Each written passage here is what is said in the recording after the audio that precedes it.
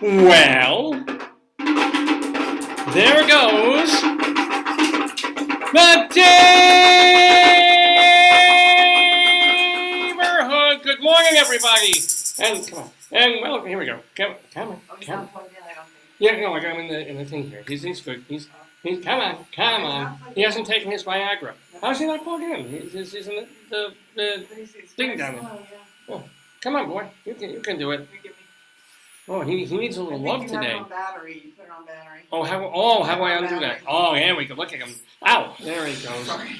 Yeah, you had it on battery. Oh, now look at this. There you go. Look at him go, man. His battery may be uncharged, but when he's plugged into current, look at him.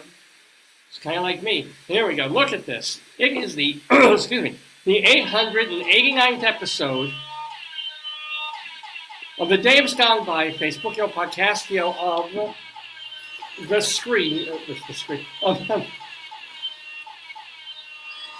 There we go. We have the goat, particularly for Passover, of course. We have the screaming goat. We have. Isn't that traditional, honey? It is. Well, considering they put lamb's blood on the doorway, I guess they do scream. There we go. Let's turn that off. No, that's not. In the middle one. Yeah. There we go. We have our air horn. 3 hours of this, ladies and gentlemen. Where's my sticks? I beg your pardon? Oh, here we go. And we even got the drum set. My darling and adorable wife, Joyce, on the drums on this Saturday morning, April 8th, 2023, where we are here with the 889th episode of Day Has Gone By. Let me get the distracting behind lights off, just so we're on the air. Yes, okay. I'm Dave Lefkowitz. That's me. And I've been hosting this program. So you need an ascot and you need a, what do you I have an ascot. Oh, an ascot. What is the tie thing? Oh, matching tie handkerchief, a cravat. Yes, you need that. I do. Pretty snazzy, huh? Yes. Huh?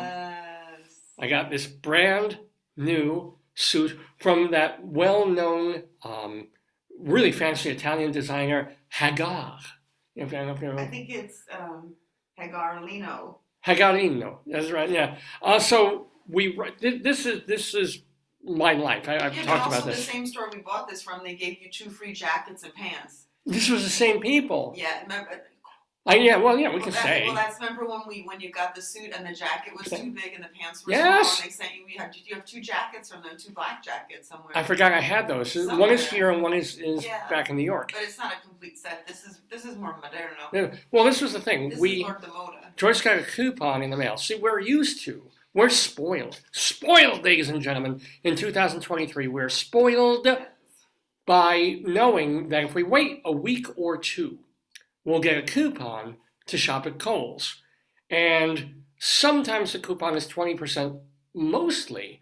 Joyce will get a thing in the mail, you scratch off, and it's like 30% off. Which is pretty impressive. If you figure, and Kohl's is not like a high-end retail place where you're already paying 2 or 3 times what something's actually worth. They have they have well-known brands like Columbia and Hagar for you. And things are already at an almost wholesale price. I mean, obviously they're making a profit. Obviously they're marking stuff up. Yeah. But it's not like, you're going to, what would be a place? Like a designer, like something on Fifth Avenue. Right. Like Gucci, Prada. Right. Or even some of the places we shop in Hunt Valley where you go in a shirt is $75. Yeah. It's a shirt. The buttons make of gold. It's a shirt. So, but, Kohl's is not like that. So usually without 30% we'll have a Sunday afternoon in shopping and doing something interesting. But we did it yesterday. It was not Sunday. No, well, because we ran. Because we didn't really run. We drove. We did kind of move quickly. Yeah, I drove probably 2 miles over the speed limit to do this. I think we walked kind of quickly in the parking lot, which is not like us. Yeah. Yeah, it was also chilly, so we wanted to get. Don't give that away, honey. But we got in the mail. We got a 40% coupon. $4 off of 10.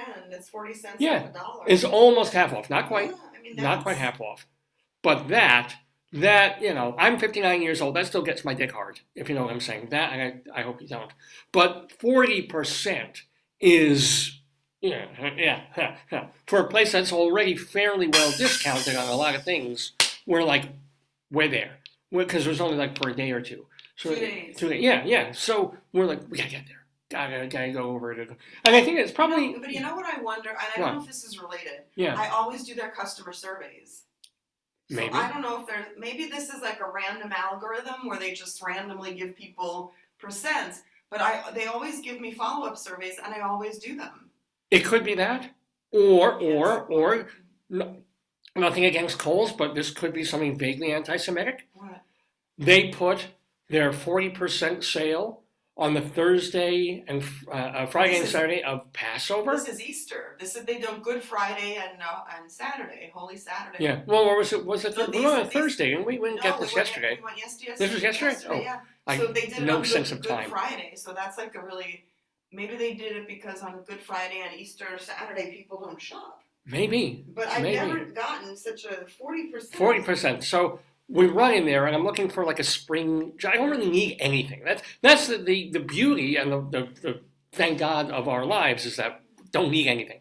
But at the same time, you always need shit because you're always looking and saying, "Oh, that's a nice shirt. How much is it? $20? To hell with it. $14? Maybe. $12? It's on me. I'm taking it. Doesn't even fit. I'm taking it home."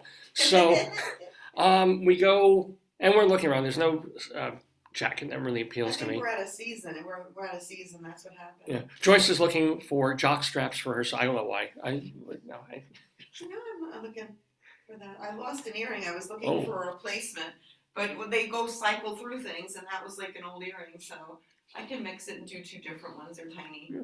So, but she didn't really find any jewelry there. I was looking for maybe because you can always. I'm one of those people like I don't really need undershirts or underpants right now. But if I buy undershirts and underpants right now, I can wear them 8 years from now. It's fine. If I don't open the package until 2027, unless I become morbidly obese or something, I can tell, fresh underpants is wonderful. So if they're on sale, I'll grab underpants. But even there, they didn't have But, I've been looking for a nice more modern. suit. And they say that when I love navy, and they said navy and brown are not good for interview suits. They said gray or black. I mean, gray or black. That makes sense. So, why does navy not go? I love navy. I don't know. Maybe it's too like police. I don't know. But so we're looking around, and I'm like thinking, and everything's like too tight. But I can't wear apartment 9. I don't know who the fuck. And it's probably for 20-year-olds. It's probably for very ectomorph, very skinny. Thin, emaciated people. Yeah, I must be. Or the way I was in my 20s. I mean, I didn't get a little bit of a pot until well into my 30s or something. I was a rail. No, we use a bread maker. So now, if I try and colo something, it's like, this should be my size. It's not.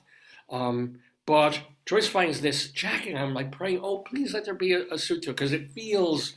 It's gorgeous. Really nice. Gorgeous. It has an undertone of blue. It's just really, really lovely. And I'm thinking, this is. And the sleeves fit you too. I didn't realize that. Yeah, that's so it doesn't hang down past my fingertips. That's so weird. Yeah, it's like the perfect suit top. But I don't want to separate. I don't need. Well, I have a black jacket. I want a suit because God forbid some actual place will actually hire me for a job sometime in my life, God forbid I should even be called in for an interview at this stage with my 2 master's degree, my 80 words per minute spelling, my shorthand that I never used. Yeah, it's just like, no, I'm unhireable. Shorthand anymore, dude? Nobody's used shorthand for 40 years. I took it in high school. Oh. And I enjoyed doing it. It was fun. I enjoyed taking the class. I enjoyed learning the process of Greg's shorthand. How long was that used before it was replaced by just typing? Probably the 40s, 50s. Well, 60s too. Computers took it because people could type 50, 60 words a minute. You didn't need somebody being able to do 65 words a minute on a pad and then transcribing again. It was right there. Double work. Yeah. So, as soon as I was taking it, it was already becoming out of style, And I also took it, I was maybe 15 people in the class, all girls. Not one of them would fucking look at me. And there was only 1 or 2 that I wanted to look at. So it was kind of Seems like a great class. it was okay. It was all right. And I was the best. I was literally the best in the class. I learned a useless skill, and I was like David, getting you're 99s on all talking to that. somebody who went to Jesuit and Catholic schools, and thank God they stopped Latin. Otherwise, I would have had to learn Latin, and I wish I learned Latin. As an English teacher, as someone who loves words, yeah. I understand So why why. don't you take a Latin class? I could have. Our high school had a Latin teacher, Mrs. Keelty. Eula Keelty. She was 157 years old. She was. And I remember. She just taught Latin? I think, yeah, she was Latin. Nobody who wanted to take Latin, but whoever did, if they were going into law, medicine, or English, they had a leg up in terms of word structure. Like, even on exams and stuff, you understand, like, that, wow. But I was too young to appreciate or realize how cool, even though it is obviously useless, how beautiful it would have been to know Latin and to know all these root words, and a bit of Greek. If they could fit in like a month of Greek with the, oh, it would have been great. And I think it was Mrs. Keelty, though. She was looking like 90, and some idiot jock was running through the halls and just slammed into her and broke her shoulder. Oh my God! What are you doing like that? It's a high school, running through the halls of a high school into a teacher and breaking their shoulder. He didn't do it intentionally. He was just kind of running because. Yeah, late for class, late for gym, and just bam. This is what I heard. I didn't see it. Thank God. How do you know it's real? Gong in the air. That could be just like a myth of the high school. Well, it's not like before my time. No, but she was still teaching. School, yeah, but did she come back and teach? No. No, she was. She was done. Oh my God! I hope she got a pension out of that. They took. I hope she got a pension. They took her right from third period to the cemetery. No, she said, what could she say in Latin? I Dominos Rectos or something, yeah. I don't know. It's like, why did I spend my life doing this? Because I had an old professor. I had a marvelous English professor, teacher, and she was 80++, and she shook. I don't know if she had Parkinson's, but her head, she was like a bobblehead. For high school kids, that's unmerciful. Right? And sometimes you asked the question, you weren't sure if she was agreeing with you, and just couldn't stop her head. I had two teachers. So my English teacher, they were Motioners, Miss Motioners, both of them. One was a French teacher, one was an English teacher. They were sisters. And when you said Motioner, that was their last name. And it was funny because when they would say, "Well, are you in her class?" And Miss Motioner's class, and we never knew which one. That was like always the joke. But were they sisters? I mean, not sisters. They were sisters, real sisters. Yeah. The only thing that happened, not to me, but to my friend, Ingrid, right? I heard this from her that I never had this nun, but before there was some nun giving a talk or something. And she came in, and she just was probably cognitively impaired. Oh, wow. And she went to hit someone, and she hit her hand on the blackboard. Oh, you told me this. Yeah. The only thing I had was one time, it was in confession, a priest, I think he was getting dementia. He was cognitively shifting. Because I was so obedient as a child, the nun said, why don't you go and confess to him? And so I went in, I was like, I don't do major stuff. You give him a little, did this, it's been so long, blah, blah. And he went crazy and started yelling and everything. And then Sister came in and said, you can go now. Yeah. And I was like, Sister, do I have to do any of that? She's like, you're good. No. We'll get him a naked altar boy. He'll be fine. No, he was not. He was not one of those. He was definitely not that way. He was just like, I guess people, they can pass with their statuses as being okay until they're not. And I was like, well, absolutely. And then I remember her saying, I'm sorry that you went in there. We didn't know, But I remember my 12th grade English teacher, Mrs. Jaffe. She was the old, with the bobblehead and 88, but absolutely all her faculties there. Your phone. I want to look up and see what makes people shake beside Parkinson's. Maybe MS. Oh, I don't know. Isn't it just head bobbling? When your head kind of like Katharine Hepburn, whatever she had. It was that kind of thing. What disease did Katharine Hepburn have? Essential tremor. Tremor. To Harvard Health. Essential tremor is less well known than Parkinson's disease, but it's far more common. For many, the late actress Katharine Hepburn provided an indelible public image of essential tremor. Her quavering voice and trembling hands unmistakably. But not head. No, not head. Well, maybe also for Hepburn it was hands and whatever. Head shake. Yeah. They said it's not Parkinson's, but a progressive treatable neurological disorder. Yeah, because she wasn't in any way really impaired by this. No, it's just a shaky part. As a matter of fact, our friend of the Daverhood, our musician Jill Sabule, who just had that hit off-Broadway show, Fuck 7th Grade, when she brought it like to it was either the Public Theater or Joe's Pub, and kept doing it for a few months. I last saw her last time I was in New York, saw her in concert. And when she wasn't playing, her hand is literally, it's like on a roller coaster. And, she made sure to tell everybody, no, this is, it's nothing like Parkinson's, it's just a tremor. Dystonia, there's essential tremor, Parkinsonian tremor, and I don't know what that is, dystopic? Well, dystopia is something that's not normal, dystopian fiction, But what I wanted to say about my 12th grade English teacher was she was certainly the toughest English teacher, or in many ways the toughest teacher, but a great teacher. And, she was very demanding. And, she would assign us a 15-page, a 20-page essay.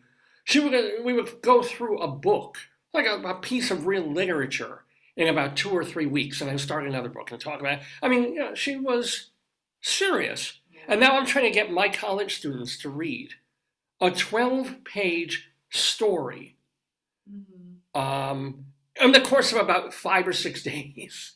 From one class to the next with a weekend in between. And half of them don't do it and the other half complain. I'm like, this is not a novella even. It's not a novel. It's not a novella. This is a story that any person could read in about 40 minutes. Max! It really takes a half. But if you've never read it before, maybe 40 minutes if you're going slow on it. And I'm like, I want to tell them, I would love to plant them back in my 12th grade class with Mrs. Jaffe and have them see if they could sink or swim. And say, I have to read 5 chapters of Dickens by the next class? Yeah, but you also are generalizing from your experience. There are probably kids who didn't do it. You're looking at education from your own lens, but there were kids in your school who... Yeah, but it was AP English, right? I was taking... So that was an elite class. But you know what AP means? It means you're in 12th grade taking a college level course early. I'm in college. David, I took calculus and I took history, and I think I scored really high on the history AP exam for some... Yeah. Yeah, but it wasn't my favorite subject. But I think you can't... I think you gotta let go. People are people. Things are, we're in it's a different time, right? Like you told me, everybody wants a college degree, so, it's different. Things are different. But if I stop giving a crap, what am I just walk in there and make them write for 75 minutes? No, I don't think you should. I think you should just figure out different approaches and stop being negative. Well, yeah, that's why I bring a ruler to class now and forget, hitting. Bring the equality. That's right. I don't know. Anyway, let me tell you about this episode. Even that she can't control her audiences. They're drunk and... When they're drunk and... God knows, maybe half my kids are high or... I don't think so, though. I really don't think so. I think a lot of them are on shrooms. As my mom used to say, I'm high on life. Yeah. No, they're just exhausted. Yeah. They're honestly not sleeping enough, and they're just doing too much. I know. That's true. But we're the same way. Look at us. What? I feel exhausted. Well, because you got one bad night of sleep. You didn't really sleep well last night. And I'm writing 27 articles, a book, grants, presenting. But you understand the work-life balance. I mean, you don't really have a lot of hobbies. I don't have a work-life balance. Your balance is teach, eat, watch and TV. I get to treat myself by exercising. Yeah. But we're trying to. But we're also not burning the candle. We're not out until 2 o'clock in the morning and then trying to get up at 6 a.m. If anything, we're old Sakruchan. It's like 10 o'clock. We're not in bed yet. That's late. Oh, 10 o'clock, David. I mean, come on. If I were back in New York, I'd be burning the candle because I'd be going to the theater and getting home at 12:30 and getting on the horrible Long Island Railroad after that. But are you going to wear your jacket the whole show? No. No. I'm going to divest fairly shortly, as I have to bring Rabbi Saul in to the Daverhood. Not yet. No, Okay. in like 10 minutes. We've got, because I gotta get up. because we have a guest. Oh, we did have an emergency this week. Yeah, Remember yeah. my Fitbit didn't work. I had to do Fitbit CPR. Oh my God. Yeah. That was, 'cause Well, I no, you tracked called my- up, all you my- thought, oh, it's dead. It's a No, piece I of thought shit. it was dead. I thought I broke it because it's a magnet. I thought I demagnetized the charger. And then I'm in a program, like a health-based program where they track me. So I'm tracked on this. And this gives me money off my health insurance. That's So true. Joyce is also, trying to be healthy. So I was like, oh no, I said, this is Yeah, linked to my yeah. health program. I did CPR on it. But the genius thing, you called up and it was like, oh, you tap this and do that and press this. And yeah. Oh, I who thought, knew? yeah, and I thought I lost my phone. You know what that is? That's the equivalent of like 25 years ago. Like, reboot. And I think it is, yeah. It's literally that. It's like to unplug it, plug it back in, And I'm sure reboot. that lady says that, or the man says that like 50 times a day. Yeah. They're like, oh yeah. And I said, if it happens again, what do I do? And she said, she walked me through it and said, just do the same thing. Remember that TV show we watched called The IT Crowd, the English show with Chris O'Dowd? And they work in like the sub-basement of a corporate thing, and they're the IT people. Yes. And he literally picks up the phone. Have you tried unplugging it? Yes, reboot, unplug, replug. Yeah. Oh, I mean, literally, that's that's every phone call And first. then they're like, yeah, we'll be there, but we're busy 2 hours. And then Yeah. they're like sitting there playing like Dungeons and Dragons for like. As well, they should. Yeah. So anyway, let me tell you though, what's going to be on this episode, number 889 of Dave's Gone By. This episode is. Should I check for your guest? You can. I don't think he'll be on the phone though. I But sometimes they Facebook text message. him, yeah. Oh. But I don't necessarily think. I think we should be all right. I'm hoping we are because he's going to be an amazing guest. We're calling this episode "The Pitz," not because it's a lousy episode. It couldn't be more converse to that. Couldn't come up with a word there, but couldn't be more opposite of the Pitz. But we're calling it the Pitz because our guest is going to be Pitz Quattrone. That is the man's Is that name. his real name? We're going to find out. Pitz? Pitz Quattrone. P-I-T-Z? Yeah, he is a musician. And okay, we've had zillions of musicians on the show. He's very famous for one song. Do you want to give him a little preview? I can play just a. Just show them. Don't play it. Just show them. Yeah. There's Just show this. them. There's He this. doesn't have that symbol on his nose. That's a video. So he's a big Philly fan, and there's his song that he really wanted to get like big, like go viral. Did That- it? Well, in a small kind of a way, but not in the way he hoped. It's called Cheesesteaks and Tasty Cakes, all about all the wonderful things you can get in But I do Philadelphia. love the pretzels. I taught in Philly, and those pretzels. With one mustard, Of my oh. students used to work at an exotic club. She was a dancer, and she would come to class the next day, and she would bring that. I guess they would be baked the night before or right then, and she would bring us fresh pretzels. It was so great. Yeah. Rather see her twist on the pretzels, No, I'll but tell you. no. The whole class was really lovely. And Yeah. She was great, bringing us all that stuff. Well, she brought in her muffins. But anyway, Pitz is not just a musician, a recorder of novelty songs and fun songs and really catchy stuff, by the way. But he's also an expert on a very particular instrument. He is, I kid you, I'm going to need my flute. He's the Where is your flute? master and a manufacturer, top left drawer of my desk, of the didgeridoo. Oh God. Yes, we're didgeridooing this, ladies and gentlemen. This is so wrong. He uses music for therapy, for healing, his vibrational stuff. This is not a joke. This is not some April Fool's thing, post-April Fool's.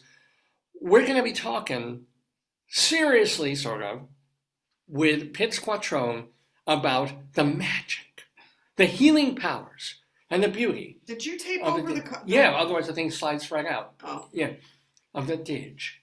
This is a this is a miniature version of a didgeridoo. No, this is just a flute. But perhaps Pitz Quattrone will show Rabbi Saul Solomon the methodology, the how-to of didgeridooings here on Dave's Gone By. So that's coming up in just a little bit. And then Pitz is going to stay and play our Today, Yesterday trivia quiz. Yeah, I know we skipped that segment for a couple of weeks, but it's back. And it's going to be with Pitz and our beloved David Sheward, former managing editor of Backstage Magazine, former president of the Drama Desk, current It's theater gonna be critic. the original, right? Except Vicky, but Yeah. Weren't Leslie and David before Vicky anyway? Weren't they the original two? Yeah, well, the original two, I think, involved the Shewbs. Oh, the Shewbs, yes. And Wendy and Fred, too. They were preceded. early also. Yeah. Yeah. But I'm not sure how David and Leslie Hoban Blake, of Two on the Aisle, became our core. I think they were just the regulars. Like, they appeared the most frequently. And then they became, the. Then they became Fierce. And then we added Vicky and then Ronald Rand and Oh, Moishe. yes. How's Ronald? Ronald's great. Ronald, wished us a happy Passover. And Moishe Denberg. And yeah. So we have this wonderful group that we also like to have new people kind of float in and out and come back. We'll have sometimes Richard Vittier or John Pielmeyer or some other really, really great people playing the Today, Yesterday trivia game. A lot of times the guests stay and join the crew. That's what's happening today with Pitz Quattrone Yeah. playing the trivia game. We will also go to Greeley, Colorado for Greeley Crimes and Old Times. If you were watching last week, the joy, the miracle, the miracle of the season is not the Jews getting out of Egypt when the waters parted. It's not, Jesus, what's the Easter thing? Is he risen? Resurrection. Yeah, no. The joy of the season is that Coplog is back in the pages of the Greeley Tribune once a week, ladies and gentlemen. So we have more new Coplogs and 100 years ago items to share with you in Greeley Crimes and Old Times. And if that weren't enough, and don't you think it ought to be, we have our Colorado Limerick of the Damned. And this week we're going to Florence, Colorado. Joyce and I lived in northern Colorado for a bunch of years, and I got it into my head to write poetry, horrible poetry, about as many places in Colorado as I possibly could. So got a couple of hundred of them at this point. Got a new one this week for Florence, Colorado. We'll tell you a little bit about it, and I will read you a poem about it. So don't go away. It's almost 9:30. Let me remind you that you can find out more about this episode of the program by going to davesgoneby.com. DAVES, davesgoneby.com. This is a website that has every single episode we've ever done, including 15 years of audio of when we were just on the radio. Our first episode, our 21st, our 101st, our 601st episodes are there for you to listen to at any time. We also upload our archives to archive. Excuse me. Do you want me to make you Please, tea? yes. After I get dark. No, I understand. Yeah. Here, take this. Thank you. Oh, thank you ever so much. Don't spill it on your coat. Thank you. Archive.org. In fact, Archive has become even better now in some ways than davesgoneby.com because we're having issues with our server and what do you call the people who host our host. And in fact, I can't upload large files.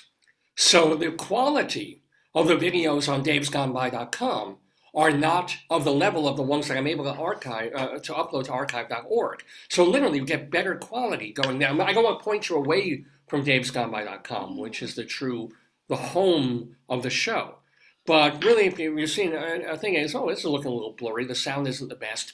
Maybe try it on archive because they got the better quality files. Either way, it's all there at both sites. Archive.org, our channel, Dave's Gone By, davesgoneby.com, or the audio channel for podcasts, castbox.fm, which is just audio only, even with the recent video shows we've been doing. But if you just want to listen on the go, you don't want to watch the show, but hear it, castbox.fm, castbox.fm. You can download it as a podcast. Well, it is 9:30 in the morning Eastern Time, and time for us on this Passover week to get Jewy.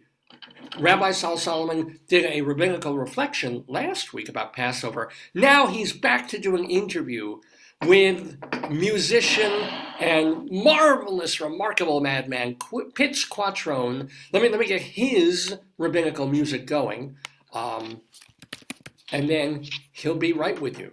And you don't want to miss this, I promise you.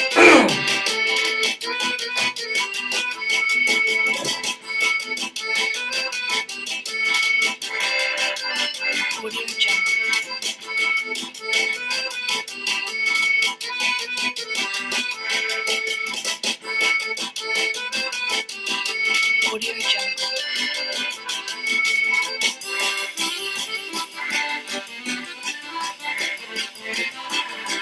Get out of this, it's stale! Audio Jungle.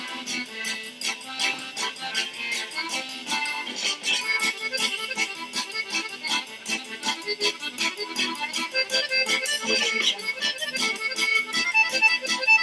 Hey, diddle, diddle, die! Audio Jungle.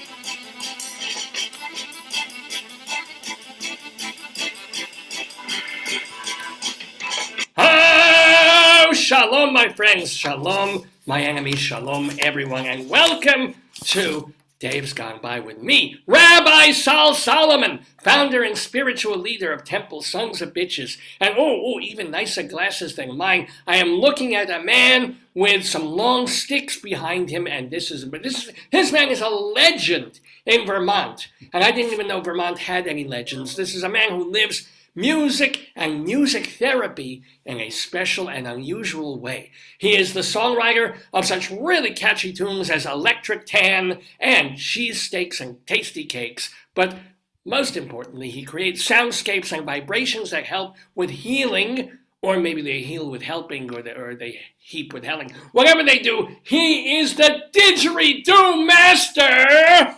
Pitz Quattrone, shalom to you, Pitz, and welcome to the Daverhood. Thank you, Rabbi. How are you this morning? Oh, please, it's the third day of Passover. I'm so stopped up, I can't even move. I'm like, there's matzah brie traveling past my stomach, past my colon, down into my knees. I can't wait for this to be. How are you doing? I'm doing great. I think that could qualify as an overshare. And that's all I do is overshare. Speaking of sharing, is Pitz, P-I-T-Z, is that your real name? Yes, it is. It's an abbreviation for Pizzagini. And Pizzagini, my dad's Italian, obviously.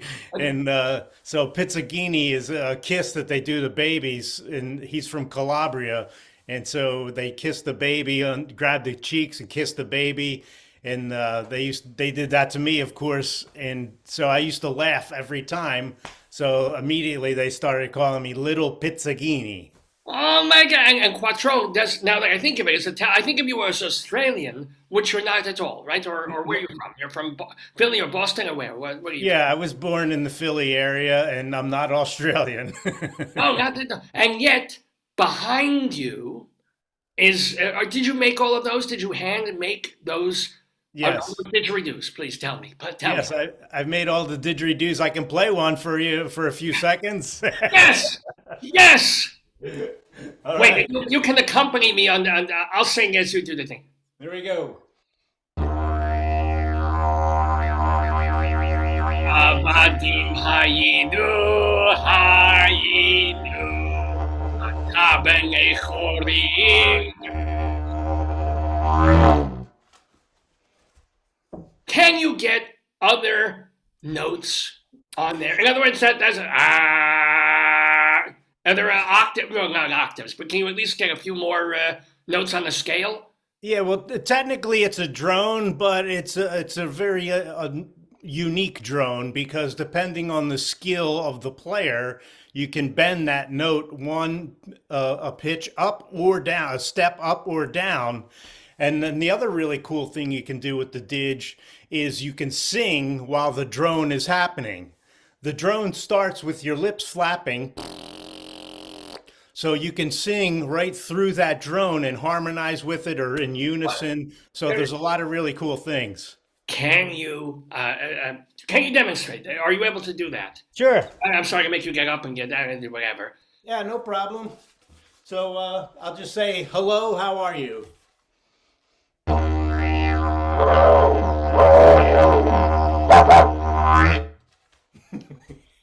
All right. If I didn't know what you were saying, it would have been a little different. But I did get that you were talking. Wait. Yeah, I could talk or sing. I'll say how about just a simple melody? Da da da da da da da.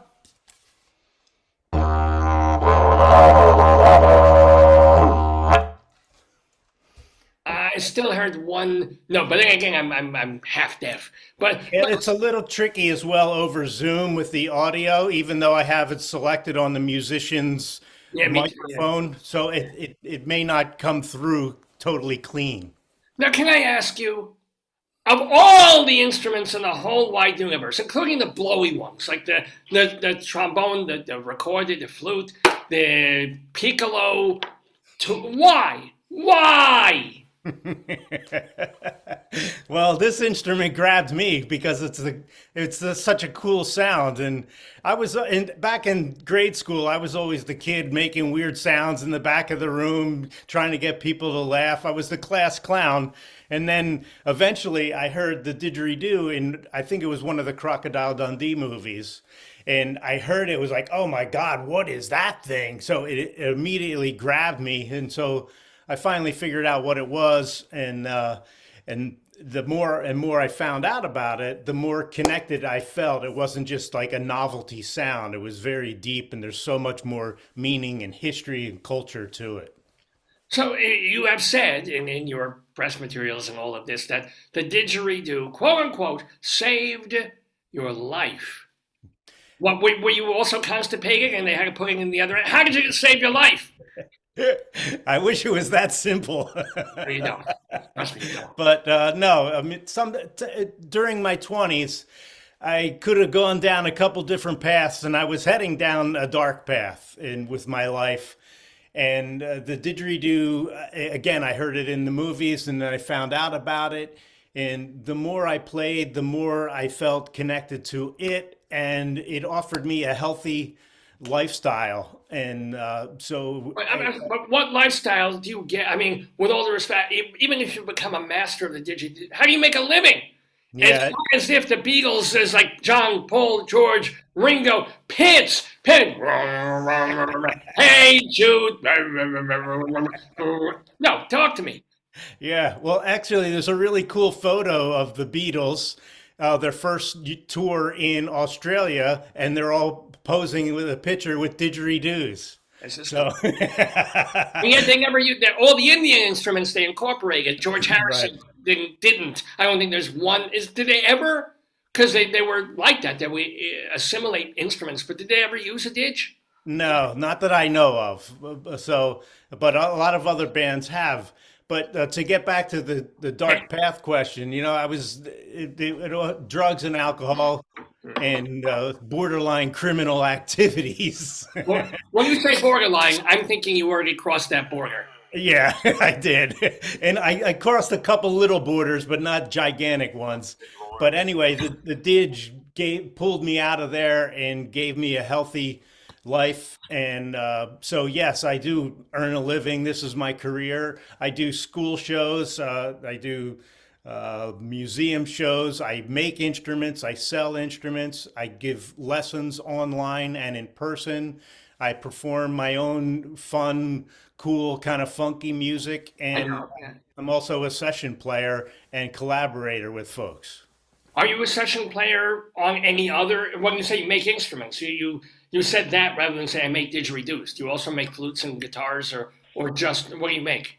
Didgeridoos. Oh, you just how many people are ordering didgeridoos? It really depends on the month or the year. I mean, certainly around the holidays it seems like in the fall and the holiday season, even through past New Year's, it's my busy season of the year. It's a beautiful physically because it's a wooden thing. And how long does it take you? And I think you said there's a certain kind of wood and it's already hollow or something, so it's helpful. I mean, what is the process that you're talking about? Well, the original process, the ones from Australia, it's termites eating out the center of a tree limb. And so the didge maker will go around and look for a termite mound and then different types of eucalyptus trees close by. And most likely the termites have gone into the tree and did their work. So they go up the trunk and out the branches from within. And the didge maker will go around and knock on the branch and listen for how hollow it is. And if it's ready to go, he'll know and he'll chop it down and bring it back home. But if it needs more time, then he'll come back in a couple months. Months. But what I do is I don't want to have termites in my house. So what I do is I use a big long drill bit, and I use a certain kind of wood that's called princess tree is a nickname for it, or Polonia is the real name. Where do they And come? Are they indigenous to the U.S. or do you have to go out? Where are they? yeah, it's originally from Asia. It's an invasive species, so it's all over the world now. Anywhere in the US along the East Coast, anywhere from like Virginia all the way up to Boston.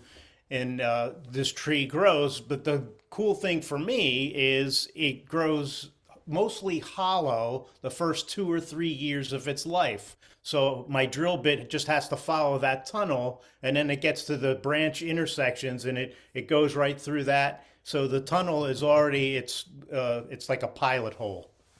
You're talking like my proctologist now. But let me ask you, so, all right, you take it down. It's already, the hard work has been done for you because the tree already grows. And what besides design, do you have to do? Polish it, smooth it, lacquer it? How do you make a mouth part that doesn't give you splinters? What is involved there?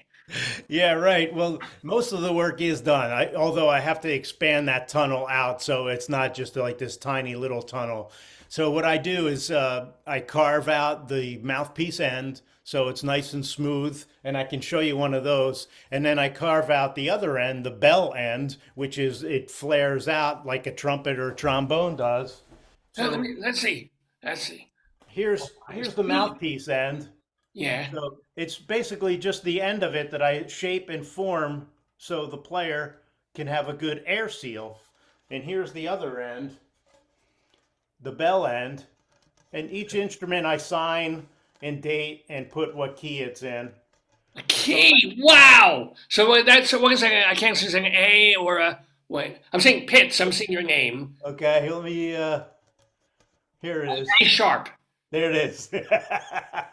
I thought there's only B. I don't think there is an A sharp. Isn't there just a B flat? Well, you can call it's the same note. You can call it different things.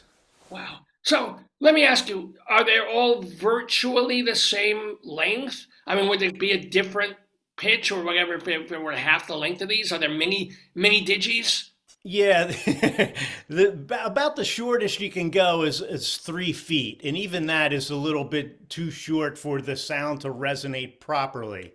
So the digits that I make are between 4.5 and 5 feet long, and there's some serious like ceremonial traditional digits that are 7 or 8 feet long, but they're rather unusual.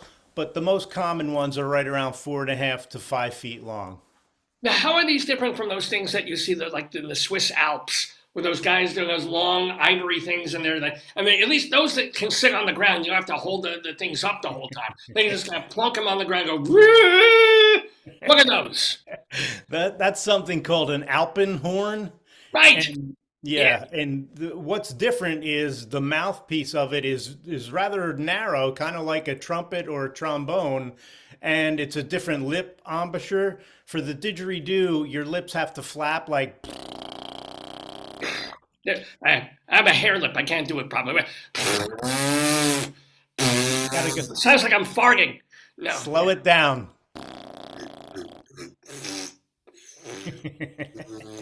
I'm getting schmutz all over the screen of the computer. You're going to be blurry in a second. That happens. With my tuchus, I probably do better. But let me ask you, you make music with this, and yes, probably almost like Weird Al Yankovic with the accordion. You bring it sometimes into more popular music conventions and things in jazz.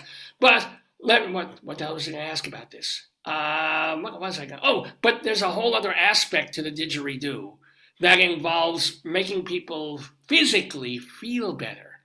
Yeah. What was vibration? Tell me what. Well, there's a few different ways. I mean, you can get some serious health benefits by playing, and then maybe what you're talking about is absorbing the vibration. So first of all, let's get back to if you play didgeridoo, there's been studies, and there was studies from the British Medical Journal about a doctor in Switzerland who had 25 sleep apnea patients. And he had the idea of like, okay, if you play didgeridoo, you're using these mouth muscles and throat muscles. And those throat muscles are usually the ones that are the problem in sleep apnea. The muscles get loose and flabby, they get in the way of the airflow. So playing didgeridoo gives those muscles an internal workout, gets them back into shape so they're nice and straight and tight and strong again, no longer blocking the airway. So you have to, I think you mentioned somewhere that you have to do this half an hour a day for 3 straight months. But if you do that, right, you're gonna, it'll tighten up, and really the apnea should be solved for the most part, because these things will be like, when you sleep, it won't be caught like that. Is that the thing? That's pretty much it. Yeah. So how it's been explained to me from doctors is just that. Those muscles get an internal workout. It's like push-ups for those muscles, especially when you do this air exchange thing called circular breathing. Well, that's right, because people don't realize that you're still breathing while you're playing. I don't know. Is that different from another instrument? Like if you're playing the flute, and I go, when are you breathing? You're kind of. Yeah. Or when do they breathe with that, or just through the nose? Well, in a nutshell, yes, you are breathing while you play. So you're playing, right? Eventually, you're going to need air. So what happens is the player grabs some air in his cheeks on its way out, and then with your cheek muscles alone, you squeeze in to force that mouthful of air out. Okay, so you're not actually breathing out. You're just forcing that mouthful out like that quickly. That little puff keeps your lips flapping for a second, and that's your opportunity to breathe up your nose. One big circle. That's where the name circular breathing comes from.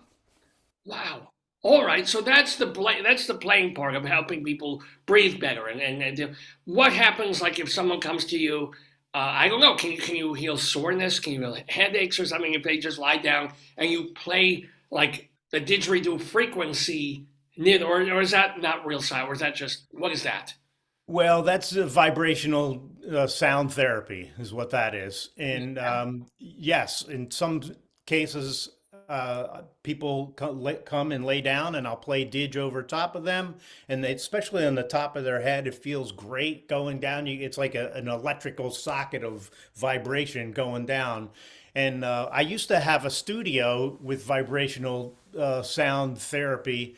And I had this, I call it the magic mattress. It had transducers inside the mattress and a microphone hooked up to my didge, so someone would lay down on it and I could play and they would feel it in the air and naturally, but then they also would feel it from underneath laying on this mattress. Be honest, how many women were there and they weren't there for anything? Just say, how many women were like, oh, keep playing, oh, play lower, play lower! Just leave the vibration right there, please. Just leave it right there.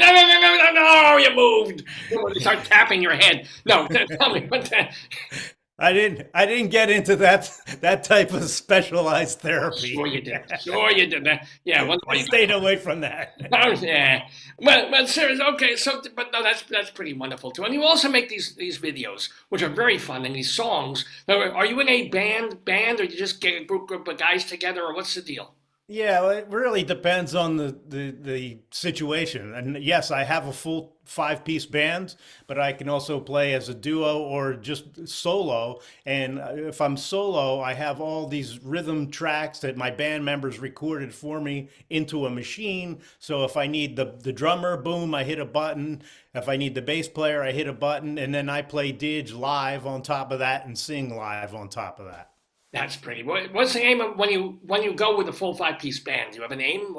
Yeah, Pitz Quattrone and the Freelancers. And the Freelancers, I love it. It makes perfect sense. And you do have a song called for Beloved Philadelphia. Let me ask you this very, very important question. Your choice now: Philly Fanatic or Gritty?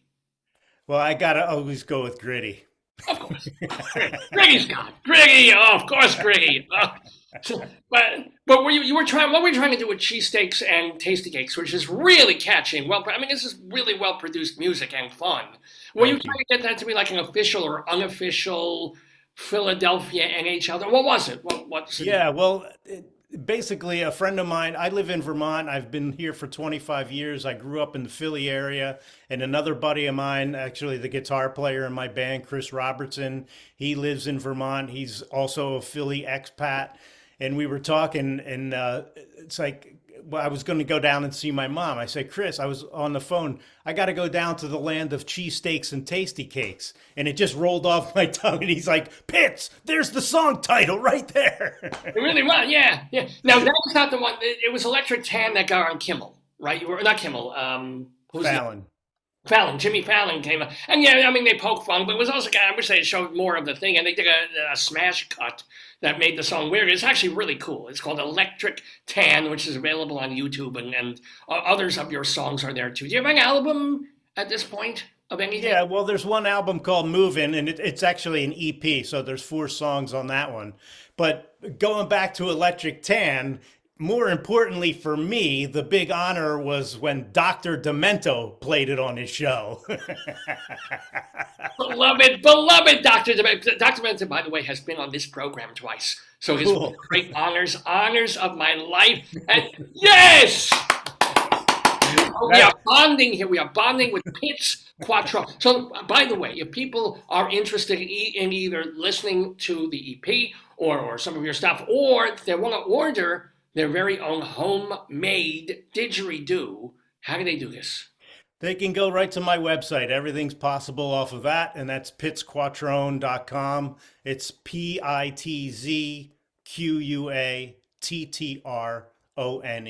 Pitzquattrone.com, or if you just search for Vermont Didgeridoo or Didge Pitts, I'm probably the first 75 things that pop up. And most likely through. Let me ask you. You also you can commiserate with me. This is kind of a video podcast now, but you did radio for quite a while. You did a radio show on WDEV in Vermont. So what was the best time, the most fun thing that you did when doing that stint?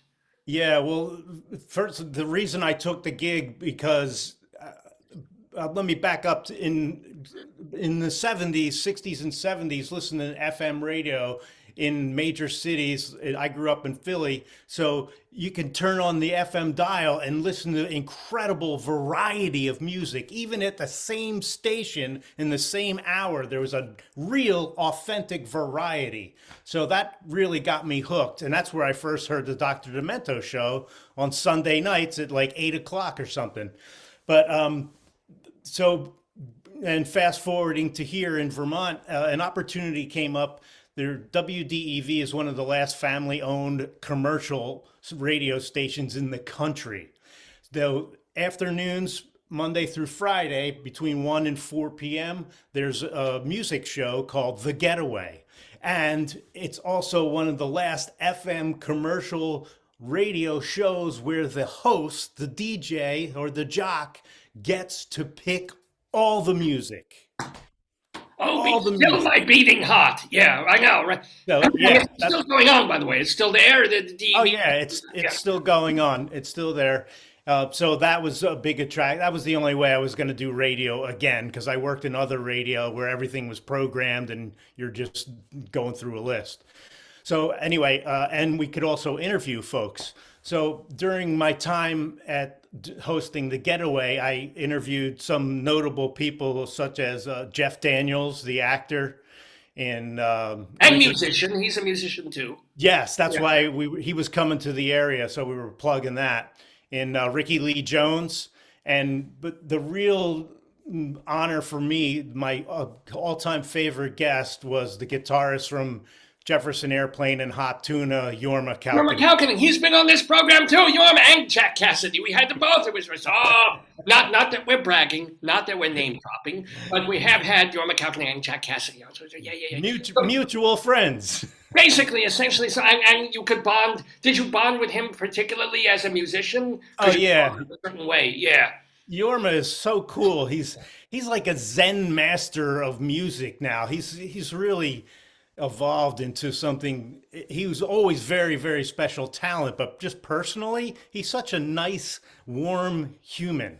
Now, I gotta say, someone told a not very nice story, not a horrible story, but not very nice, about Ricky Lee Jones and Hmm. being kind of, was she nice? Was she okay when she was on your show?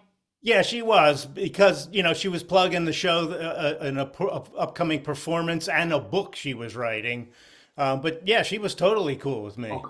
See, I want to get both sides of the thing. When I hear something, okay, I want to, maybe it was just a bad day, sort of a thing. We're having a wonderful day, by the way, with Pitz Quattrone here in the Daverhood, talking about his music, his radio shows, his stuff. Now, I love your videos. How much work goes into doing them? Because they're not $20 million Taylor Swift videos, but at the same time, they're not one camera, homemade on a cell phone either. What goes into those?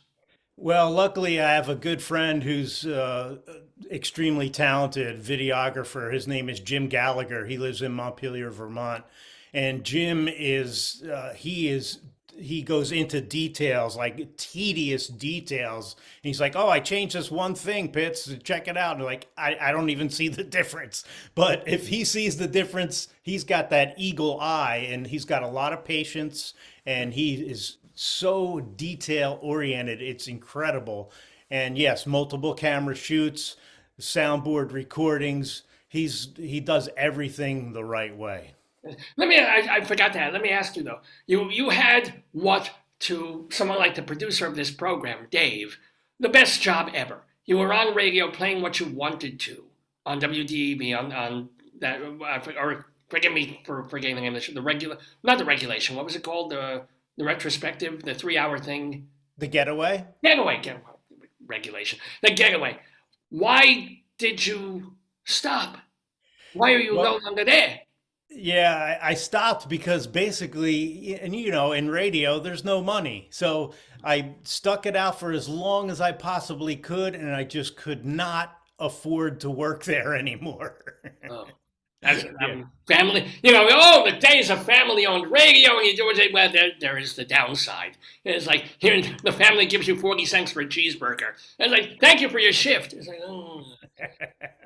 Yeah, I just couldn't afford to work there anymore, and I was sad to leave, but I had to do it. So now, you obviously your main thing is making didgeridoos and selling.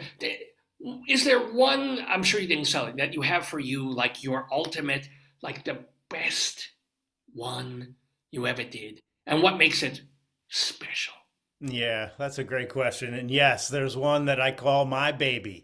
And it's my Stradivarius or my, Right. it's my favorite dig, and I made it back in 1999. And after it dried and it was all set up, and I played it for the first instant, I knew like, wow, this instrument is special.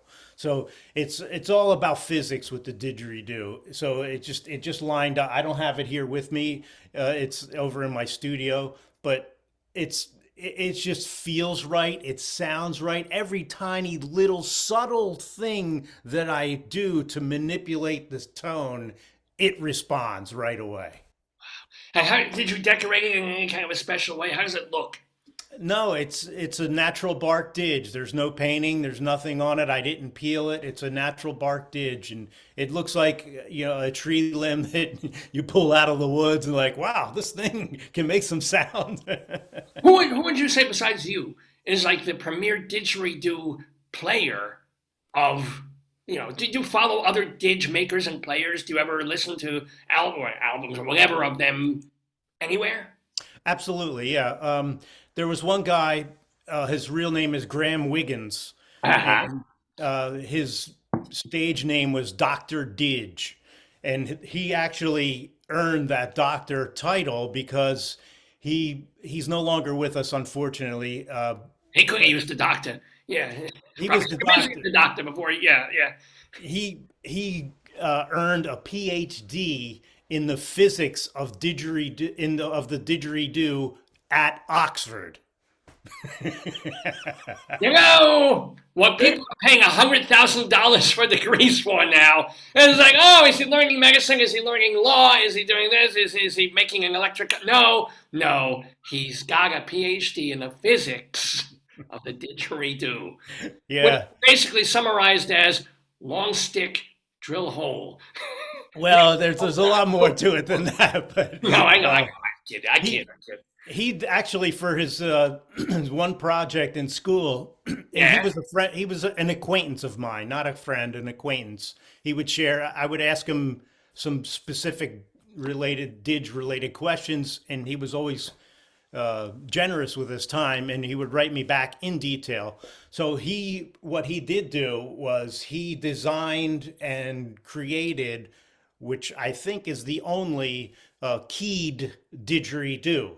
And it's about 7 feet long, and there's hardware on it that to me it looks like the similar hardware that's on a clarinet. So he could actually play melodies. Wait, he can play a didgeridoo almost like, as you said, a clarinet or a flute. Very much like that. Oh yeah, yeah. It's an incredible instrument. And after he passed, I contacted his family to see. It's like, hey, what's happening with that thing? You know, I'm interested in to knowing what's happening with it. In case it's in a closet somewhere gathering dust, I'd be happy to play it and continue on that legacy. But they never got back to me. Or it becomes this thing where you design one of your own, and suddenly you've got this whole other line of didgeridoos that are tonal and can, maybe you can improve it even one level further. We can do chords. Yeah, well, that Two tone, three tone, yeah, that would be tricky. But anyway, to along those lines, there are other didgeridoos that slide like a trombone. Really? And yeah, I have a couple of those, and some people call them didgeribones. All right. But you say you have a couple. Did you make a couple or you have a couple? No, I didn't make those because that's the real tricky design and building techniques. It actually I did a really cool cover of the classic "Smoke on the Water," and I play play that line on the slide didge. Yeah. Oh my God, that's wow. Wow. If you can just do that with bagpipes, I think the world would be a magnificently better place. There's probably been a version of that on the bagpipes. Yeah. No, but to merge the didgeridoo with bagpipes. Yeah. An even more annoying instrument somehow, I think would be an extraordinary thing, would be great. Now, we have been talking with the delightful Pitz Quattrone. If you want to find out more, if you want to, or we're already in Passover. Easter is this weekend, but hey, why not that far away from Hanukkah, from Christmas, from Shavuos? Why not? Instead of bringing a bottle of wine, and instead of bringing chocolates or some honey cake, forget that. Bring a didgeridoo to those that you love and order one from Pitz Quattrone, Pitzquattrone,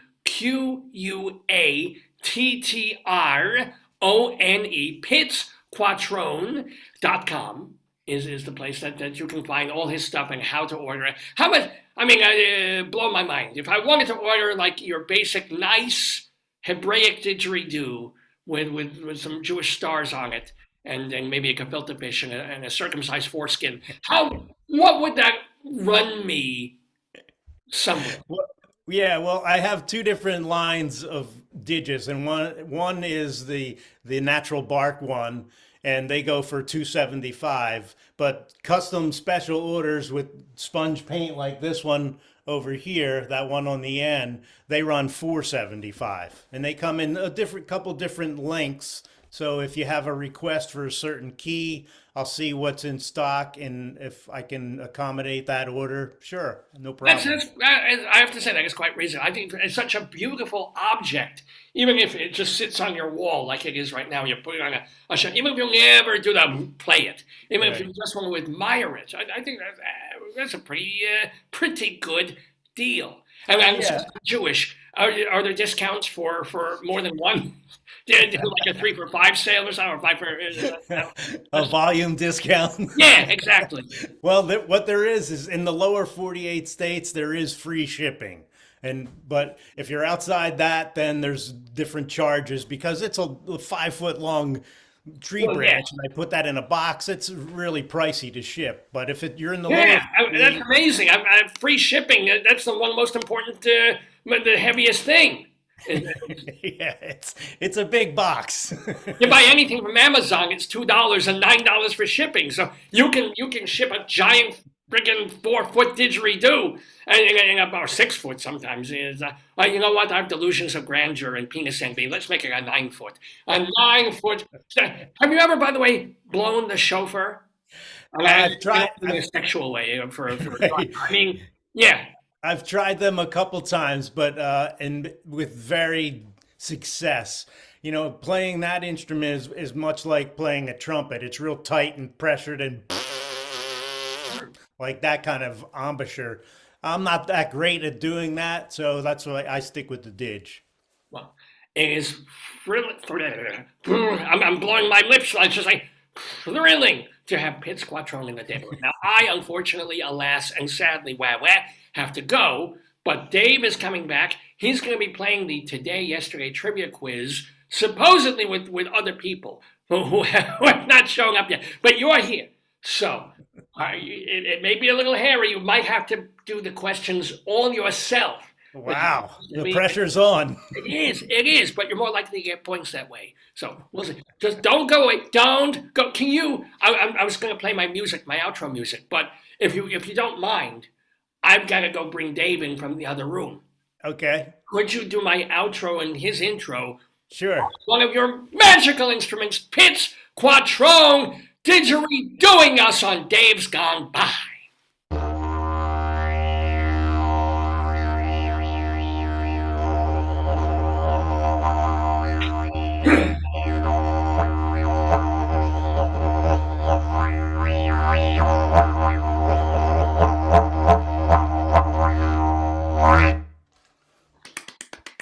Dave, you're here. Pitz Quattrone, my friends, in the Daverhood with his didgeridoo. You'll probably have to do that 1 or 2 more times as our guests come into the room. But All we right. have Pitz Quattrone with us, and just a delightful chat with Rabbi Saul there. Pitz is going to stay for a bit longer on the show to play our weekly Today, Yesterday, silly, ridiculous trivia quiz. I'll give you the rules as Leslie is, Leslie Hoban Blake is a theater critic, and she appears on Two on the Aisle, the TV, cable TV show and YouTube show. Now, Leslie, she hasn't unmuted yet, but I don't know if we'll get video on her, but at least I'm hoping. David, can you hear me? Good morning, Leslie. We hear you. Good morning, dear. I almost made it. I mean, I'm You did make it. You're here. But are you not going to be visual with us, or? I'm not going to be visual because I literally just woke up. Come here, David, I'll fix your Oh, hair. I've got cowlick here that I have to deal with very seriously. Yeah, that's my whole, Yeah, much better. my Thank whole you. thing. Welcome. How have you? By the way, Leslie, say hi. I don't know if you can. Can you see Hi. us, or you're just audio? Ask Leslie if she's ever played the didgeridoo. Hello. Hi, Leslie. Are you able to see us, or are you Yes, just? I'm able to see you. Great. So that I'm able to see you. great. So you can see Pitz Quattrone, master of the didgeridoo. The didgeridoo. I know what that is. All right. Hi, The Leslie. great Australian didgeridoo. Those are didgeridoos behind you, aren't they? Correct. Yes. Oh my goodness. They're beautiful No, instruments. they're Philly pretzels, Yeah, actually. those are untwisted Philly pretzels. Is my wife Joyce. Talk about a niche market. Wow. Well, maybe not so niche, Leslie. That's the whole point. She's trying to get them into music, and it's used for therapy, and it's used for. Oh, I was not making it fun. I truly wasn't. I didn't mean that in any way. I just meant it's a bit of a niche market. It's like Weird Al with The accordion. Yeah, absolutely. Now, Leslie, how are you feeling? How are you? I see. Well, I hate to answer that question, David, because the minute I say I'm feeling better, I stop feeling better. So I'm going to say I'm on the mend. Let's put it this way. I have a playbook for next Sunday. Ooh. Play a playbook. You're in football. Or you have a play that you're going to see here next she's Sunday. not playing football. All right, God willing, let it happen. We don't have David Sheward, oddly enough, in the Daverhood this morning. I know something happened with his husband earlier in the week, but he said that. Oh, that no, I'm he's fine. sorry. I'm sorry? Oh, he said he has a There's situation. nothing- Oh, he'll be there momentarily. So you know what? Let me give the rules for the quiz to Pitz, because you have to be gone. You have to be gone before 11, right, Pitz? Yeah, I do. Yeah. So we want to get this started. I just said okay, hopeful as well. He said there's something. It's a trivia quiz called the Today Yesterday Quiz, with questions, most of them geared to things that happened in history on this date, on April 8th. Could be April 8th, 1540 or 1920, that sort of thing. There are 7 questions. They're each worth 2 points if you get them right. If you get them wrong, one of our other contestants has the chance to steal that question. Cool? Cool. Yeah. Simple as that. And then the one thing, Pitz, since you are our new Tell him if he doesn't know what to do. if you don't know, if you just want to pass on a question, you can just say pitzquattrone.com and Or pass you that can way. say cheesesteaks and Tasty cakes. Either that, yeah. But here's the deal. I need you please to pick a number between 1 and 6 and tell me what it is. 3. 3 for Pitz. Leslie, hold on, I'm psychic in this. Might it be a number 6, Leslie? Yeah, it just might. It just might It be. just might. Might So- could be, yes. No, let me. Where's my? Yes, I had this It- thing. it Oops, is a 6 indeed. it is a 6. Well, I'm trying to Yes. find. I had a roll a die thing, and now I've lost it, which is. May I speak to Pitts while you're looking for that? I found it. Because Oh, Pitts really okay. has just over a half an hour to play the game, so that's why I'm I kind know of that. rushing things I know along. that. And I've I got only wanted to say, is David here yet?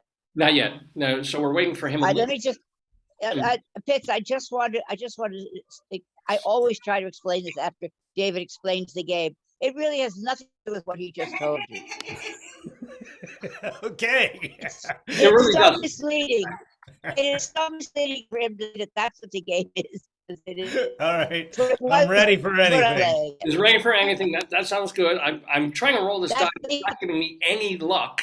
I've got David Sheward now coming to enter the room. Yay! This is insane. This roll of Leslie, I just rolled a 6. So you get to decide. Do you want to be first, second, or third? Oh, I want to be third, please. Oh, Look Leslie. at the- Okay. Welcome, David Sheward, masked and dangerous. Hello, David Sheward. How are you? All right, how are you? Great. Good to see you. How is your husband? He's fine. I just needed to. I just had to deal with that. We had a visit from the visiting nurse for just a few minutes, but it's fine. He's okay. Mazel. This is good. This is great. So, David Sheward is also going to be playing the game. David is a theater critic for theaterlife.com, culturaldaily.com, and he has his blog, The David Desk. Now, David Sheward, can you pick a number, please, from 1 to 6 and tell us what it is? Well, what's left? What's left is anything but 3 and 6. 3 and 6. I'll say 2. 2. All right, David, taking a big number. Hello, David. Good morning. All right, let's see what we got Good here. morning. There's another 6. Oh, this cube is for shit. A 5. Here's a 3. We got a 3. So, Pitz, do you want to be first or second? Second. Second for Pitz. David, you are by default going first, which you kind of picked usually anyway. So, Hi, right. David. Okay, that's okay. Go ahead. by the way, that is Pitz Quattrone. He is a musician and a Wait, so didgeridoo isn't- maker. But isn't David? Don't you have a Philadelphia or a Pennsylvania connection too? I'm from Philadelphia originally. Yes, Oh, cool. Pitz is, I went to school at Carnegie Mellon in Pittsburgh Yes, because and Temple University. All right. I Going would, to- yeah. Joyce taught at Temple for Yeah, yeah. several years. No, but so if Pitts tells him about the pretzels or the cheesecakes and the tasty cakes, David will know. Cheesesteaks, not cheese. Cheesesteaks, right, yeah. And Rabbi Stahl established with Pitz that that Greeley is much better than the Philly fanatic. Yes, as David Ives said in his play, The Philadelphia, we, who else would have? What other city would have a cheesesteak? Oh, I love cheesesteaks. They're delish. But it is like, yeah. Isn't Bugino's is the best? Wisconsin might, David. All right, let's start the game because Pitts can't stay particularly long, and Okay. if you have a matinee today, David, or not, or whatever. But let's get to question number 1, which goes to We'll do it David this way. Sheward. When you need to stop. Yeah, and this will keep us all on track. Wow. Or show Okay. them the code, show Yeah, them the and we code. got to go. I'll do the. The year was 1990. David Sheward. The year was 1990. Uh-huh. This is a multiple choice. Premiering tonight on ABC is the groundbreaking television series Twin Peaks, which brought small town murder and eccentricity to the small screen. Which of these is false about David Lynch's TV show? Okay. A, it was originally supposed to be titled Northwest Passage. B, who killed Laura Palmer? One financier called the producer to ask that question, that secret question, only he wasn't calling for himself. He was calling for President Bush because Mikhail Gorbachev wanted to know. C, the population of Twin Peaks was originally supposed to be 50,000, but ABC made the show change it to 5,000 for a more rural, homey feel, kind of like a creepy hee-haw. Or D, one episode of the show's second season was directed by actress Diane Keaton. Whoa. One of Which of these is false? yes. Okay, so it was originally supposed to be Northwest Passage. Mm-hmm. Gorbachev wanted to know who killed Laura Palmer. ABC said the town has to be 5,000 instead of 50,000, and Diane Keaton once directed an episode. I think I believe the Gorbachev thing. And maybe he did that as soon as he got Rose Nylon's letter on the Golden Girls. I believe that I think that the population was 5,000, as I recall. I watched the first season, but not too much after that. Now, the Diane Keaton episode, that sounds like it could be false, but it's probably true. And I'll bet that David Lynch said it should be 5,000 anyway, and ABC didn't have to tell him. So I'll say the 5,000, the 50,000 to 5,000 one is not true. No, 50,000 is not true. Is that your final answer? Yes, I'll bet David Lynch originally said that, and ABC didn't order him to do it. The Screaming Goat says, you are... Yeah, we have a screaming goat. It's a goat that screams. Yeah. You are correct, David. The opposite thing. The population was supposed to be 5,000. That's what David Lynch wanted. And ABC, people aren't going to watch a show about this tiny. They're not going to care. Make it 50,000, and they bend it to ABC's will. So yeah. Ironic. So well done, David Sheward, with 2 points on the board. You're in masterful form already. Thank you. You know what's interesting about goats is, well, my students, I when I teach high school recently, a few years ago, started using, oh, you're the goat, Mr. Sheward. You're the goat. Oh, That's a good thing. Greatest of all time. Yeah. Yeah, I thought it was something bad because when I was a kid, if you were the goat, you were the batter who didn't get it, who struck out, or Charlie Brown was the goat because he didn't play well. And it turns out it stands for greatest of all time. So Yeah, they changed Right, it. I'm sorry, Les? No, I had a student last week who kept saying, I'm sick. And I said, yeah, you are the best. I'm sick. I'm actually dying. So it was sad. It was just kidding. Anyway, David Sheward on the board with 2 points, which brings us to Pitz Quattrone. No fair checking your phone. No fair check. I could just trivia question, multiple choice. Here's the question for Pitz Quattrone. Well, farewell to Leon Levine, who passed away this past week, at the age of 85. After founding an unsuccessful bedspread factory, Levine devised a store where no item would cost more than $2. He called the place Family Dollar, and eventually the business grew to nearly 400 stores across America. So which of these is false about Family Dollar? A, Family Dollar is actually owned by Dollar Tree. B, in 2016, Family Dollar produced its own TV game show, which ran on the CW. C, when the pandemic first hit, Family Dollars were allowed to stay open because they were considered an essential service. Or D, Levine nearly lost his company and went to prison for an accident. Through an accounting error, 1 year his charitable foundation gave away more money than the company even made. One of these is false. Yeah. What was A and B again? Because that's where I'm leaning. Yeah. A is Family Dollar is actually owned by Dollar Tree. B, in 2016, Family Dollar produced its own TV game show, which ran on the CW. C, when the pandemic first hit, Family Dollars were allowed to stay open because they were considered an essential service. Or D, the founder, Levine, nearly lost his company and went to prison for an accounting accident. 1 year, his charitable foundation gave away more money than the company made. Yeah. Well,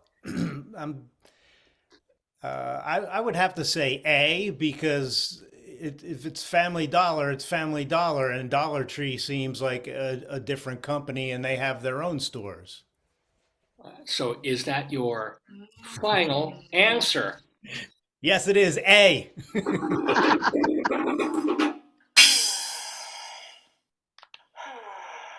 Oh, Pitz, you're new to the game, so my heart breaks when I say that is not the correct answer. In 2016, Family Dollar, whatever, it was recent, they took over. So they still have the different signage, but all of the Family Dollars are owned now by Dollar Tree. So we have a steal opportunity. And, this awful die. Let's see if it'll roll something. David Sheward. Steal opportunity. Okay. All right, let's see.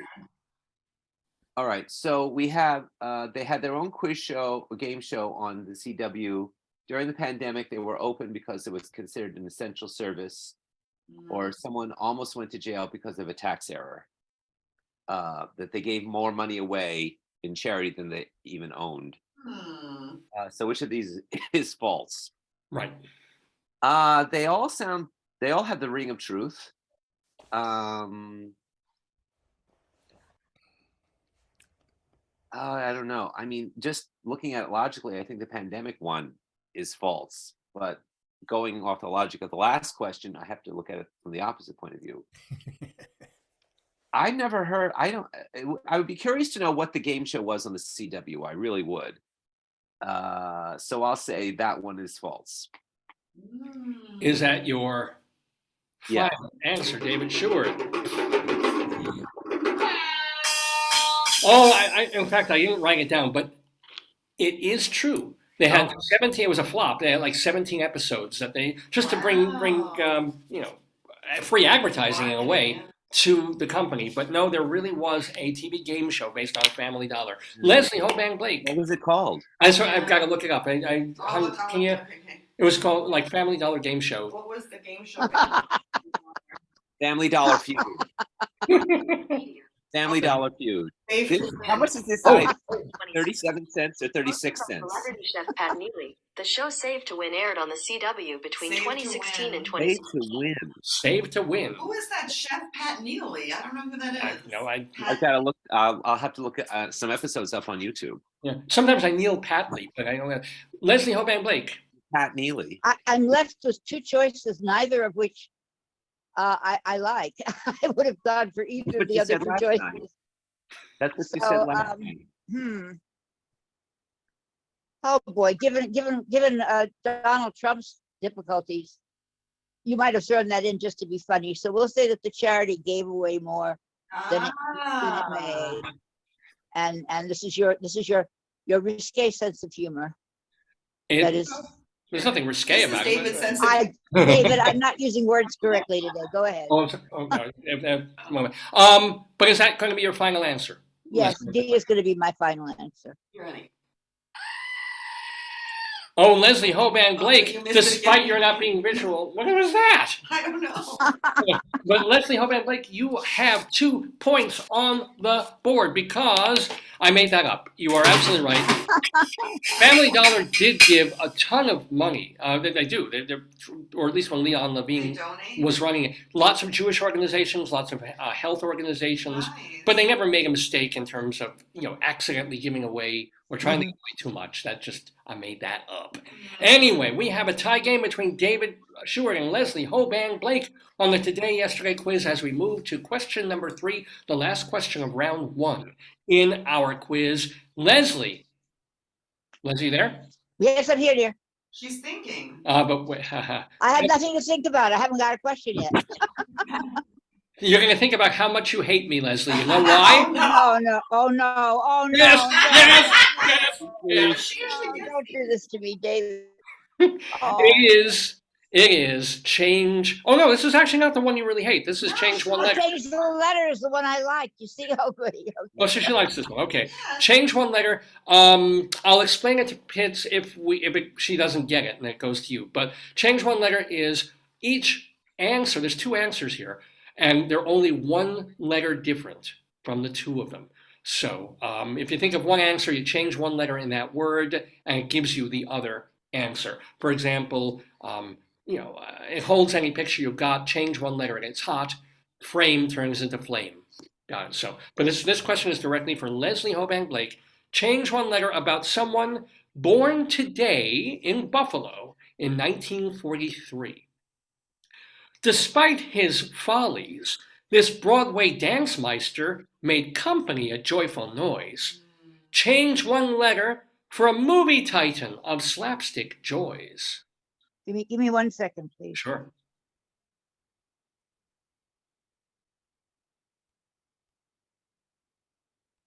Say it one more time, please. I will. Despite his follies, this Broadway dance meister made company a joyful noise. Change 1 letter for a movie titan of silent slapstick joys. Okay, hang on now.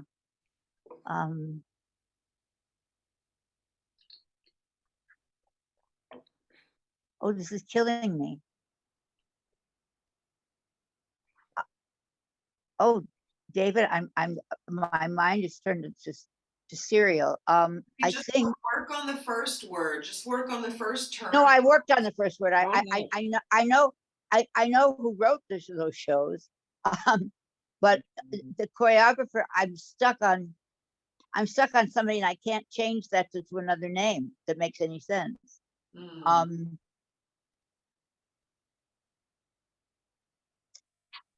Oh boy. So obviously that's not the choreographer.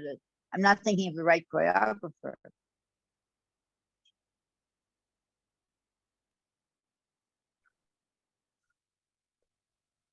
Oh, this makes me so sad that I'm gonna lose. They're not easy. I don't make them. Can she get, if she knows the first one, can she get half credit? That is, you can get 1 point if you get one. No, but I've got the wrong one because I can't change it to anything. Yeah, but, well, yeah. Well, you never know. Well, unless there was a silent star named Bobbins, I can't think of anybody.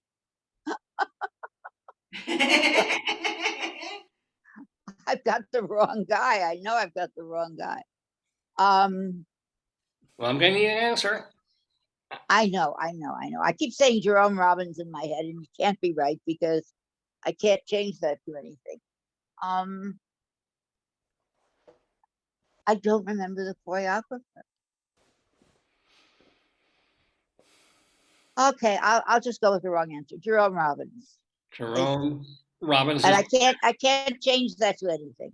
All right. So we'll I go can't over be 1 the right point here. answer. Jerome Robbins, is that your final answer? Leslie Hoban Blake? Yeah, I can't think of anything. Well, I know. Oh. you were correctly incorrect, Leslie. That is not the right answer, I'm afraid. So we're going to roll the die, and we come up with a 3 for Pitz Quattrone. Pitz, I don't know if you know your theater stuff and whatever, but let's see. Do you need me to read the poem again? No, I don't have the right answer because I know that. I'm thinking of Billy Porter and Buster Keaton, and I can't imagine how to put those two together. So I don't know. So that's you can go with that as your answer, and also pitzquattrone.com. So Billy Porter and Buster Keaton, are those your final answer? Yeah, they are. Ah, yeah. We'll have to call the porter to get your bags because that is not the correct answer. David Sheward, I'm guessing that you guessed it, but your question now. Of course, of course. All right. It is it Bennett and Sennett? Whoa. It is, of course, Michael Bennett and Max Sennett. So Michael Bennett, the choreographer for Company, Okay. Follies, A Joyful, as well as Dreamgirls, of course, in a chorus line, which, I didn't want to mention those because that would give, But I mean, I saw all of those shows, and I just couldn't drag up Michael Bennett. Congratulations, David. I knew if it got to you, you would get it. So You saw A Joyful Noise? Oh. Did you, Leslie? Did you see the musical A Joyful Noise? no, I did not see that one. I didn't even realize that was a musical. I'm sorry. I got the Follies and the Company and the whatever the third one was. I didn't realize there were four in there. You probably saw A Big Deal. Oh no, that was Fosse. What am I saying? Fosse. That's the wrong guy. Anyway, we have at the end of round one, we have David Sheward in the lead with 4 big points. We have Leslie on the board with 2 points, and Pitz waiting to get on the board. But let those didgeridoos bring you some luck, man, because we go into round 2. But here's the issue: David Sheward gets the first question of round 2. So you can really take a very commanding lead right here. Okay. Here's the question, and David, not Leslie, David. I- It's 3 clues in the news. Yes, Watching the news. I've been watching the news this week, so okay. Mr. Peabody. and Anybody. I apologize beforehand. Well, 3 clues in the news is 3 words that are not connected to each other, but each of the 3 words that I'll mention connect individually to the word that we're looking for, and that word has something to do with something in the news. Okay, you know how it works, David. So, Okay. the 3 words, and I apologize, the 3 words are eat, Eat. Jim, Jim. cock. That's disgusting. Not for Jim. Well, the thing that leaps out to me, is crow, but Ah. it works with everything except cock. But you did this thing last week where it was a bit of a stretch, or not last week, but the most recent time.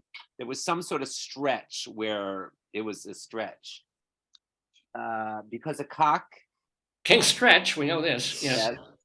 but a cock is also a rooster, and a rooster crows. Yeah. But I'm thinking, what happened this week that's got a crow to do with it? I can't think of anything except what happened with the crow this week. Someone named Crow died. I don't know. Or the 3 state senators are from Tennessee, and there are a lot of crows in Tennessee. I don't know. But the word that comes out to me is crow, so I'm going to go with crow. Is that your final answer? Yes.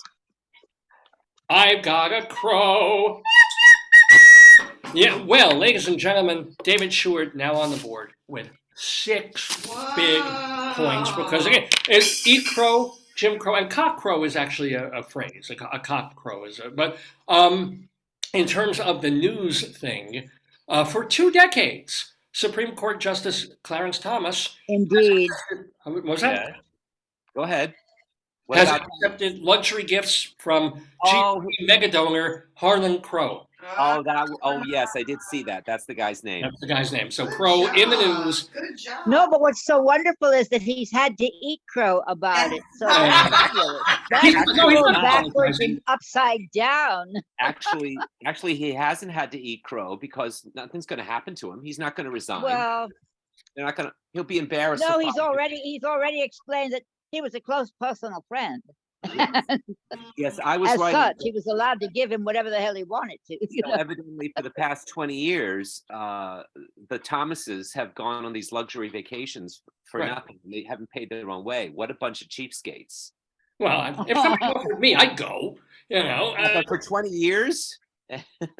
No. I honestly, as much as I despise Clarence Thomas and wish he would, but I just finished reading a book about Art Buchwald, Yeah. who was published twice a week for writing about politics. Oh, And he used to go on vacations in of Martha's course. Vineyard at friends' places. They put him up for free, Bill Styron and folks like that. And, a journalist is not the same as a Supreme Court judge. No.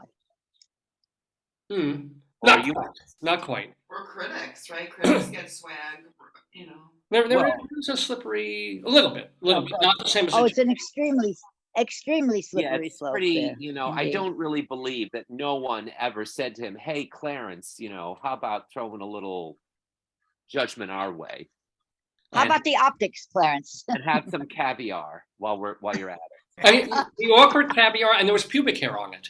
And sometimes I was don't eat that. No. Oh my God. Remembering that. Wow. 30-year-old joke. Yeah, well, he is he's a 70-year-old joke. Anyway, we move to the next question in our today, yesterday quiz, which goes to Pitz. So Pitz, you can get on the board here. Right. Weirdly enough, David Sheward has already actually technically won the game because you have 6 points and there's only 2 more questions in the game before the tiebreaker. Yeah, but the tiebreaker's the funniest The one. tiebreaker's the fun one, but That's the fun one. this is another multiple choice question and it goes to you, Pitz. And it has to do on April 8th, 1820. A farmer named Yorgos was on the island of Milos when he came across pieces of a ruined statue that has come to be called the Venus de Milo. Which of these is false about Venus de Milo? A. Basketball player Magic Johnson is taller than she is.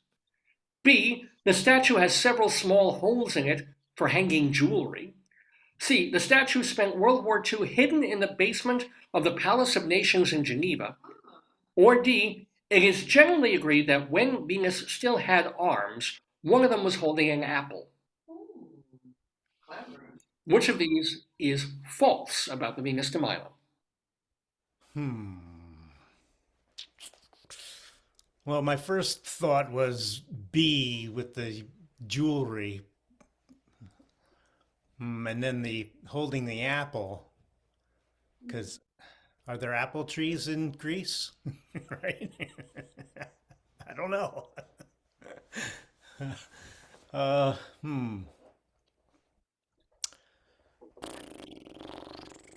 I'm going to go with my initial thought, and that's B. By the way, no practicing music while you're thinking there.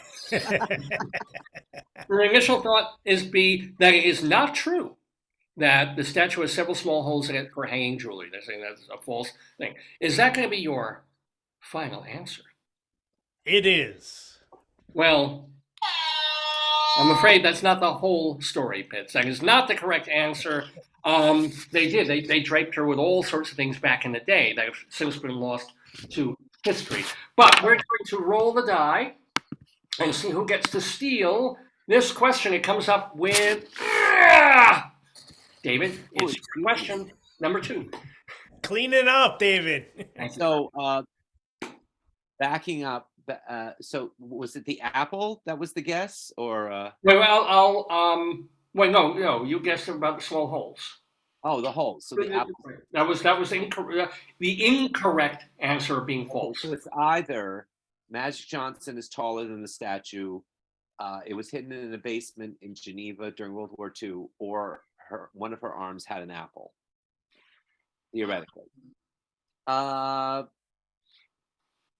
believe Magic Johnson is taller. That's possible. I don't know. I mean, Venus didn't have an apple. It was Eve who had an apple, and also. But wait a minute. When Paris chose her as the most beautiful, I forget what the prize was. I don't know if that was an apple or not. And It was Bitcoin. got Helen of Troy or something. I think that what happened, the legend of Helen of Troy was Paris was supposed to choose who was the most wonderful goddess, and he chose Helen. I mean, he chose Aphrodite, Yes. who said, "Okay, I will grant you the most beautiful woman in the world," who is Helen of Troy. and he stole her, and that led to the Trojan War. And there was some sort of apple or fruit involved somehow in something. And so, but I don't know if that's hooked up with this somehow. Okay, I'll say the apple thing is false. Is that your final answer? Yes. Well, we have been rewarding you for the fruits of your labor, David, but not this time. It is true that, I mean, it's not 100% certain, but from information on the plinth that was with the statue and stuff, there was apparently, she was probably holding an apple. Okay. This guy. It was the So, golden apple, David. It was the golden apple that, it was a golden delicious apple, as opposed to a Macintosh, which Steve Jobs was granted by Was Zeus. it a race or something? Did she give it to Paris as a reward? I forget what it I was. remember. I don't have Look that. up Venus. Yeah, Joyce is looking up some of the info there. Talk amongst yourself. She has Venus envy. So meanwhile, Leslie, I think this question goes directly to you now for Steele.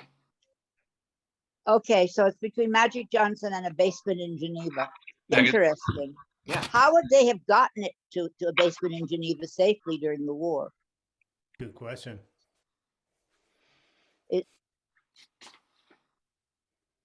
But I was wondering how they'd know she had an apple It because is that the was golden apple. It says it's the golden apple, a prize awarded to her by the Trojan princess Paris. You know, Paris Hilton gave golden apples out. yes. Paris was a male, not a female. I know. Oh, sorry. I'm sorry. Excuse But me. also for beating Juno and Minerva in a beauty contest, so that was the prize. Oh, Right. I could be Minerva, right. They weren't that hot. The golden apple was the prize. Okay, so going back to And the Magic musical. and Geneva, Or the musical with Kate. I'm wondering how Magic Johnson fits into this. I mean, why pick Magic Johnson? He's not particularly tall. Isn't he?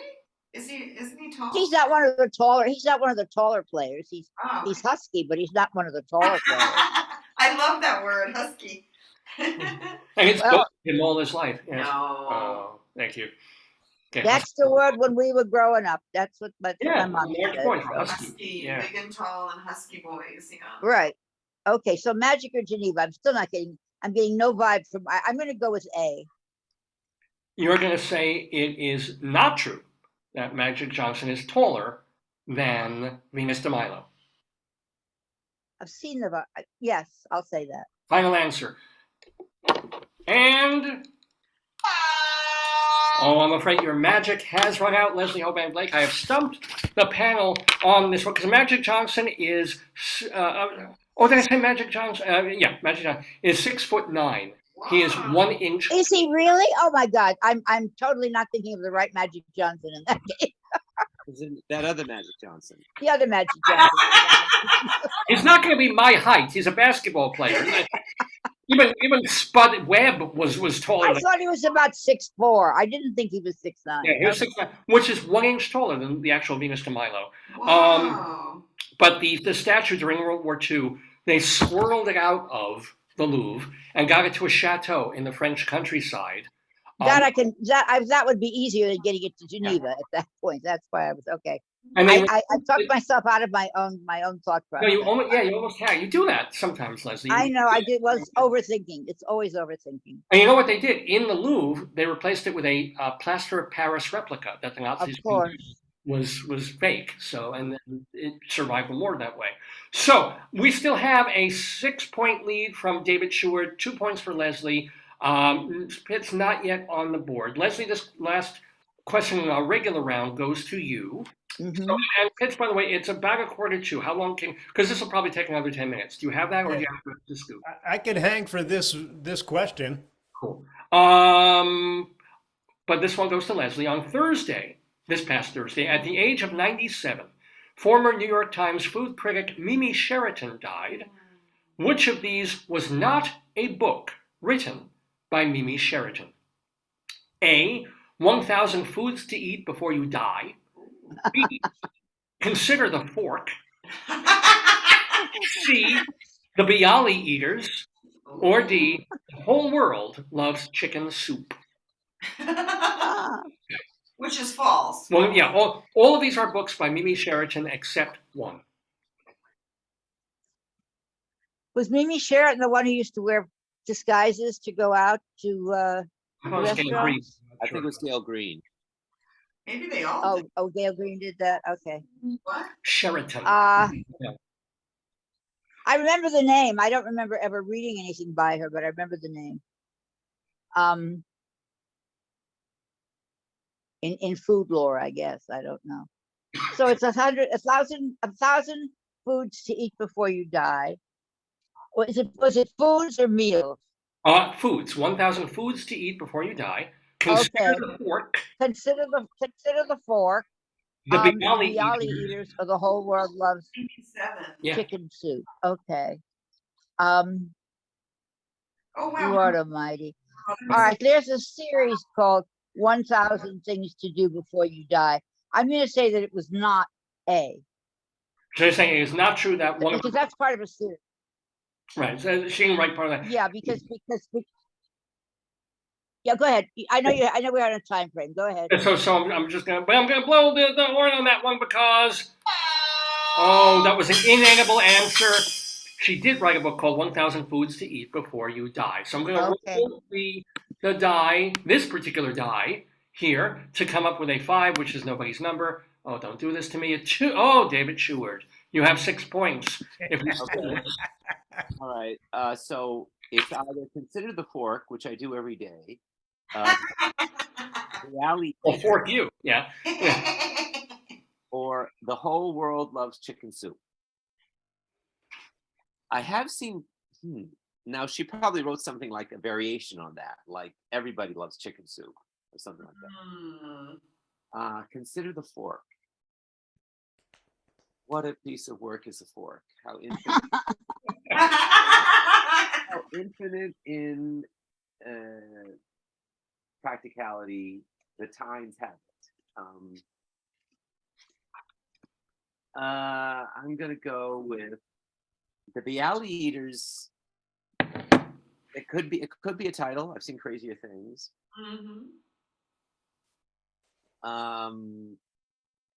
I'll go with. I think the whole world loves chicken soup is a real title. That sounds real.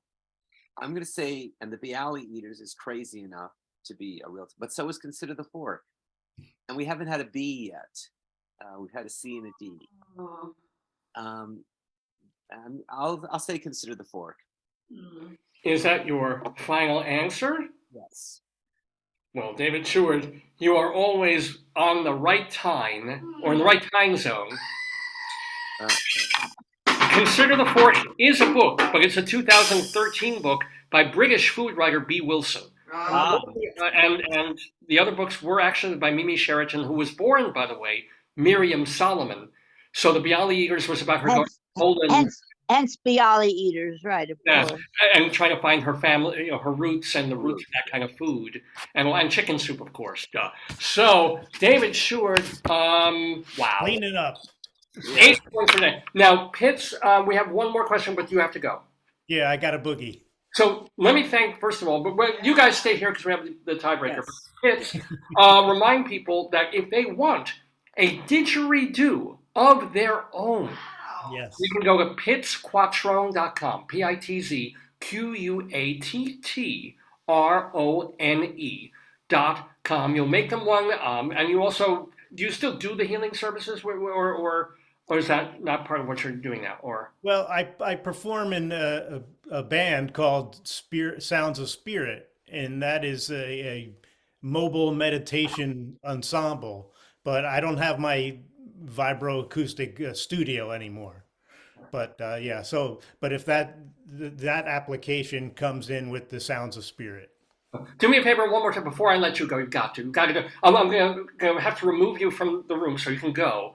But as I'm doing it, please, could you blow us?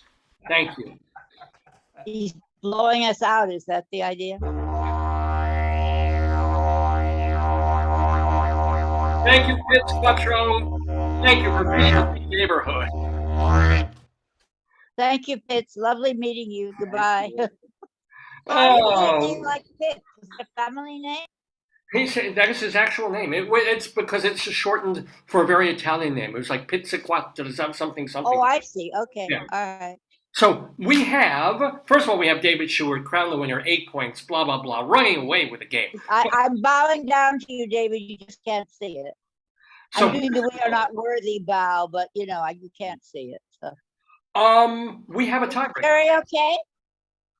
I'm sorry, who? He had a fall recently. He's recovering. He's all right now. Oh, okay.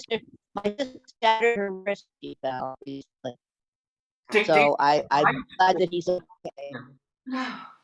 David, did he fall from a height, or was it? I mean, what was He tripped on something in the street, on the sidewalk. Damn it. Anyway, I'm glad he's doing better. Of course, I'm glad you're fine. Glad you're fine, Leslie. But it's time. Do you have? Well, it doesn't really matter. Leslie, you'll call out, and David Sheward, you write down your answer for the tiebreaker, which is again, it's a regular fill in the blank answer question. The year was 1912. Born today in Norway is this film actress and 3-time Olympic champion figure skater. She's credited, David knows it, she's credited for essentially inventing the costume and choreography of modern female skaters and also, for a time, keeping an autographed picture of Adolf Hitler over her piano. Oh, my God. Ice Princess. So write it down. I know who she is, but I didn't know about the Hitler picture. I didn't know that. I either. adored her when I was a child. Now I'm gonna have to go wash my mouth out. So I'll read the question again. Did you write yours down, Dave? Or are we ready? You both know it. So the year was 1912.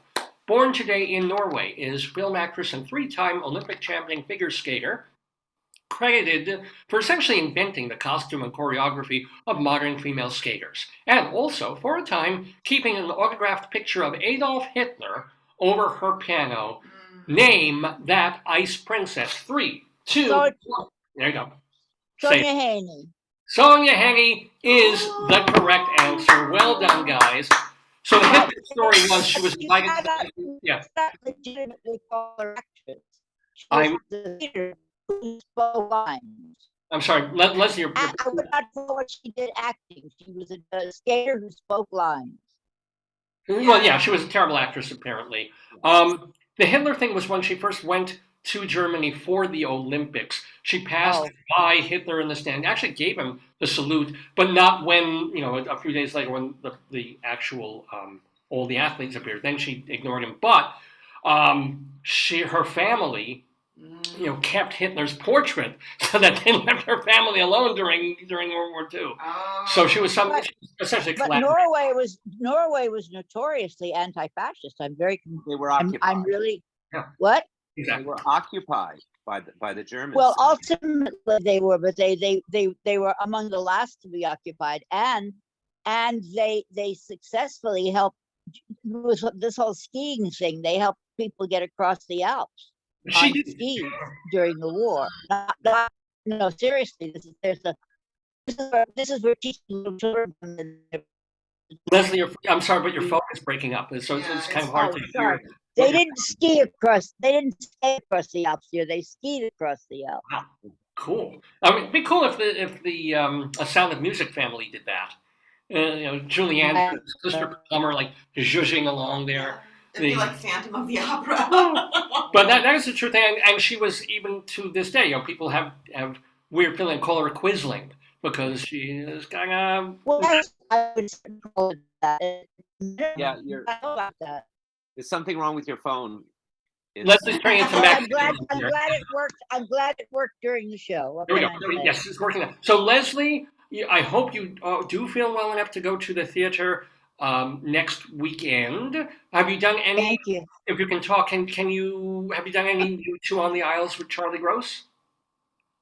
Can you hear me now? Yeah, sort of. Have you done any new Two on the Aisles? Yeah. Lost you. No, not working. Anyway, go to the YouTube page for Leslie Hoban Blake and Charlie Gross's show, Two on the Aisle, to watch all their older episodes for years, talking about the theater and reviewing the theater. David Sheward. Wait. David Sheward, what have you written? What can people read from you? Well, I have some reviews of Sweeney Todd and Bad Cinderella.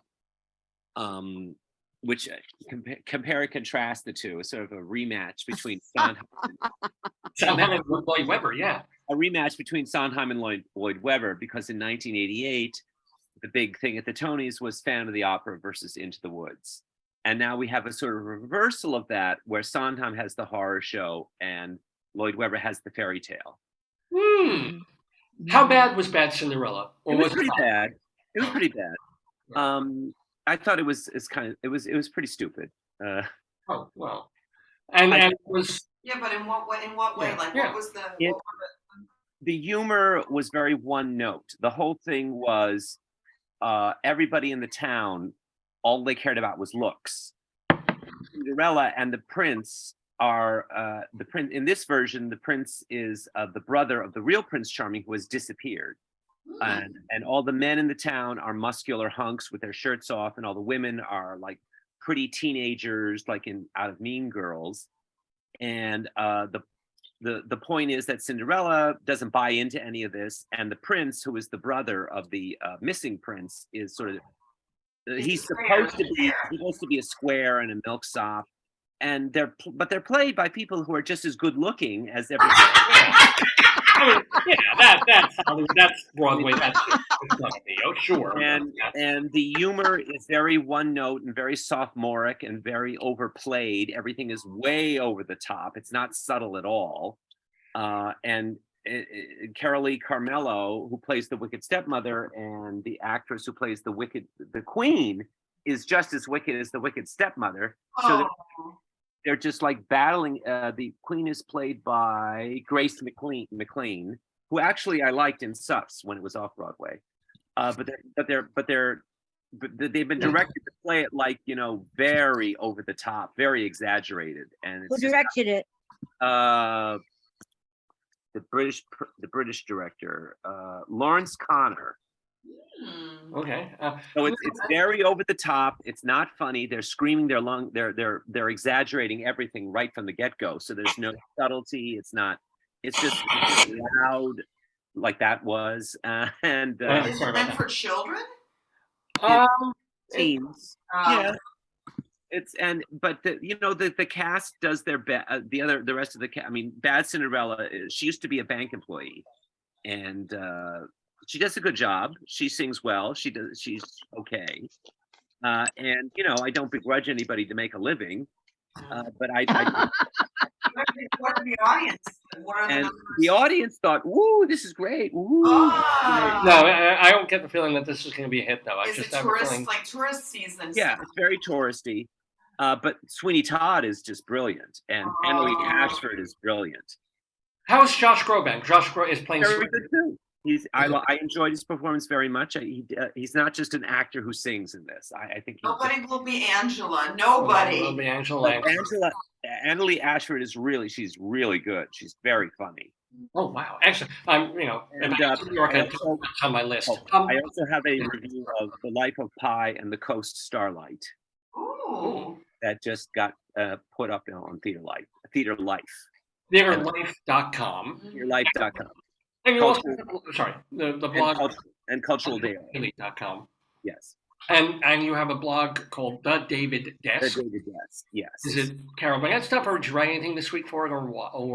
I just some news. The fact that the sign in Sidney Brustein's window is moving to Broadway unexpectedly. Yes, I'm very excited about that for many reasons. It says they're only having 2 previews, and they're going to open just in time for the Tony Awards, because the stage version of Room got a major backer pulled out, and they had to postpone it indefinitely. So they grabbed the James Earl Jones Theater, and they'll be playing a limited run just in time for the Tonys. And what else did I write about? Well, there's a lovely synergy in that, isn't there? Yes, yeah. Window replaces Room, and I was thinking Lorraine Hansberry in the James Earl Jones. I thought that was a very that's a lovely synergy. And let me see, anything else? Smash is coming to Broadway in 2 years, the stage version of it. And, of our favorite television show. Yeah, the stage version of it is finally getting to Broadway. I paid $75 to sit in the last row of that concert that they did. You remember the concert? Yes, yes. Wow. Bombshell. I really was very.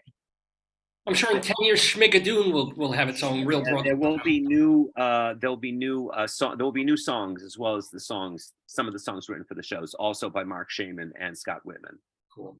Well, before I let David Sheward and Leslie Hoban Blake go, because it's Passover and just because I'm me, I want to share something with you that Oh, no.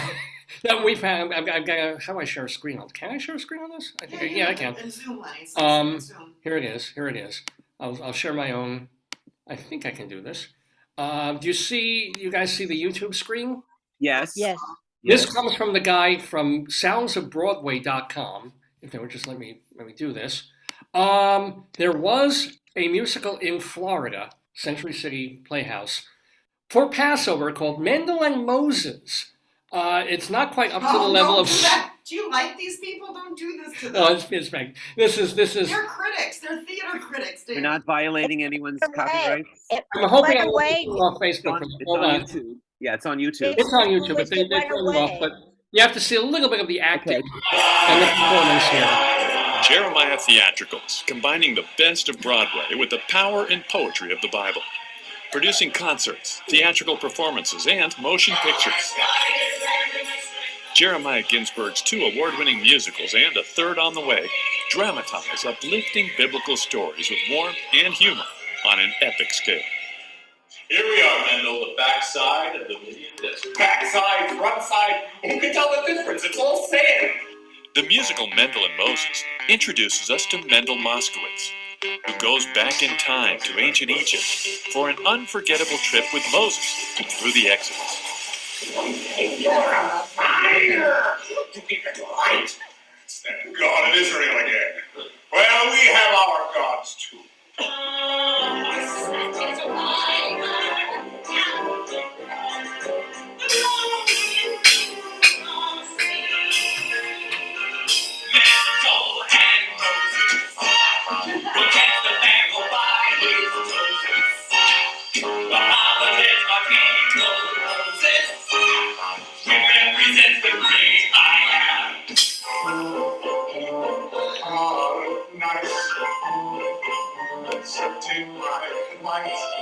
It's one of the plagues, of course.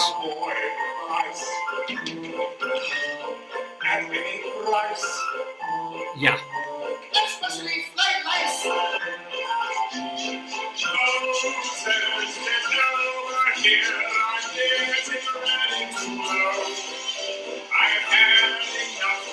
Okay. This is not apparently not coming to Broadway anytime soon. If Why you is it were good? in Miami, I could understand it. I don't understand. It's a few years old, also, but the songs are catchy. I just can't. I'm trying to understand why it feels so awful, and yet somehow I The just singing, the dancing, the direction, right? All those things. Yes, right. The spoken word, the whole thing. the whole thing. Anyway, on those unfortunate notes, we're gonna let Leslie Hoban Blake. But I did want to say Happy Passover. Happy If you can hear me at all, Yeah, we hear we you. have an identical 12-year-old review up. I turned it on the other night just to see what was on, because he keeps repeating the same one over and over again. And so something from 2011 came up, and I honestly don't remember what we reviewed at the moment because my brain is still foggy. But it was I was in shock. I had dark auburn hair at that time. Wow, only in 2011. Well, yeah. Well, why not? So everybody, if you want to see Two on the Aisles from 2011, go to YouTube and just go to Two on the Aisle. You're right. At this point, Yeah, right. Well, yeah. Or Manhattan Neighborhood Network shows them once every 2 weeks. And of course, well, we have other more recent ones up that are not part of a show, that are just simple, individual reviews cool. that we were able to do together. The latest of which was Between Riverside and Crazy. Oh, which was just on Broadway a month or two ago. Well, I was able to buy a ticket for that streaming version, so I was able to see it and therefore discuss it. Oh, good. Oh, good. So, Leslie Hoban Blake, feel great. Hope to see you back if we do a I quiz don't next think week. she's gonna feel good after seeing that video clip. Nobody feels. Right, right. We'll be That's okay. traumatized her. And I got the plague again. I'm sorry. and David, much health to your husband and to you, of course. Yes. And feel great and hope to see you very soon. Don't show your husband that clip, No. please. No, No, I won't. no, Pim, and I see you. Happy Easter to David S. and Thank happy you. Passover to David L. and his lovely wife. Thank you. Thank you, guys. Thank you. Have a great, great week. And all well from the Bye-bye. Bye-bye. And thank you, Leslie. Talk to you soon. See ya soon. Feel great. Okay. Okay. Bye. Bye-bye. All righty. That clip was traumatizing. Well, there we go. On this episode, on April 8th, 2023, the 889th episode of the Dave's Gone By, Facebookio Podcastio Programmio of the Stream, featuring me, Dave Lefkowitz, my wonderful wife Joyce, and such fabulous guests as David Sheward, Leslie Hoban Blake, and Pitz Quattrone, and You've never had Rabbi anyone Saul. play the didgeridoo. No, how would we? No. Well, I think we have guests who were aware of it, but nobody's actually played Yeah, it. people have heard of it. It's you can go to the marching band of any local university and say, okay, so they've got a couple I of, don't think local bands have didgeridoos, though, do you? but they should. Wouldn't it be beautiful I if didn't like two realize people in the front? He sells them and makes them. Yeah, I want to get. I mean, they're so beautiful, and they're for what they are. They're pretty reasonably How priced. much are they, like a didgeridoo? They range between like $250 and $500. And he makes them? Yeah, they're handmade. They're Oh my, handmade that's didgeridoos. really good for handmade. I'll Yeah. look at his website. So, because if it was like a $5,000, I'd didgeridoo. But for that, that'd be like I'd mount it on the wall and look at it and be like, ooh, Yes. and I could play that because all you gotta do, it's all about pursing your lips. It's like, It's which like a manatee. tough for me to do. Kinda, yeah. You look like a manatee. But you have to put a little breath and voice into it. Can't they make like a travel size didgeridoo? What happens if you what happens if you're traveling and you want to have like a to-go didgeridoo? They should be collapsible I can ones. smell the bread, honey. That would be genius if they had a collapsible didgeridoo. Where you just go Yeah. like a telescoping do. Tele-didgeridoo. A teledoo. No, that Teledoo. sounds wrong. I haven't smelled the bread yet. Maybe we're making fresh bread again, ladies and gentlemen. I don't know where your iced tea is, so I didn't know which one it is. My tea is I'm here. sorry. That's my Okay, coffee. okay, Yeah. I didn't know. Mm. Are we going to do Greeley Crimes in Old Times? We are going to do Really Crimes in Old Times. We also have our Colorado Limerick of the Damned to do. And our Friends of the Daverhood segment on this live episode of Dave's Gone By. This Passover and middle of sort of Easter Why don't weekend. you just call it like holiday time? Well, yeah, holiday time for, this is not the Muslim world, but the Jewish and Christian I world. don't know, maybe if Ramadan should have just ended, or for solstice could have been I don't know. happening. I don't really follow. Or even all those Asian holidays. I think we got through the Chinese New Year several weeks ago.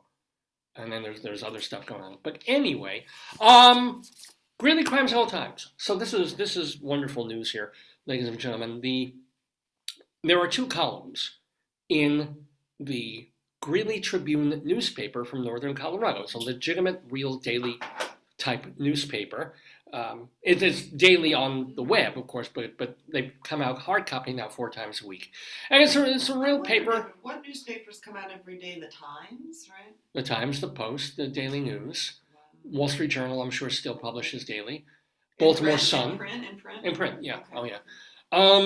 But 2 columns in the Trib are intentionally ridiculous. Oh, we gotta get batteries. Oh, there we go. There we go.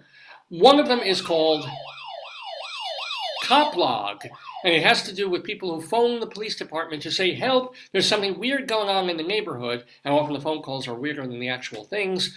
Those are logged, they're public record, and a wonderful lady at the Greeley Tribune, Morgan McKenzie, gets these public records and turns them into a column of real things, real transcripts of phone calls that she puts in the paper once a week under Coplog.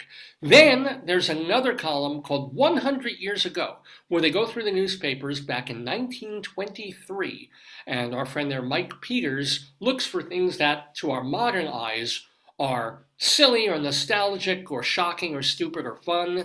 we mix them both together for a segment that we love to call Greeley Crimes and Old Times.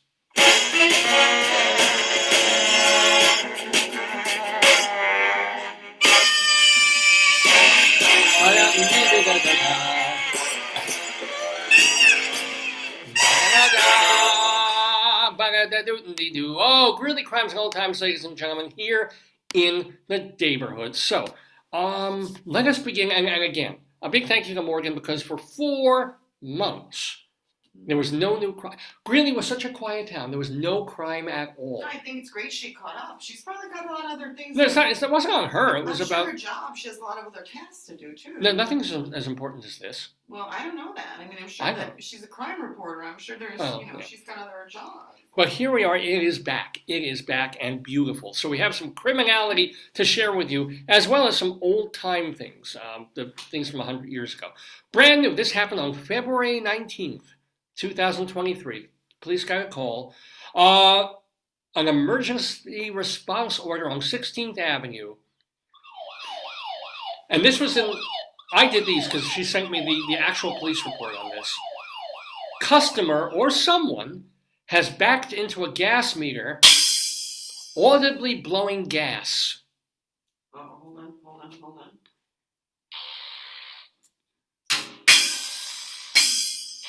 Audibly and with smell. There you go. The good news is that they inspected.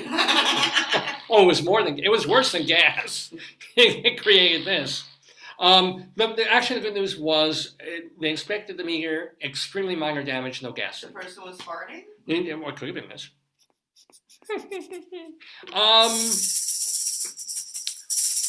Not an 8th and 8th alert, but a 7th and 8th alert, ladies and gentlemen. Now, this is either from 7th Street and 8th Avenue or 8th Street and 7th Avenue, one of the two. But in Greeley, Colorado, a man called police to say he was being followed on foot.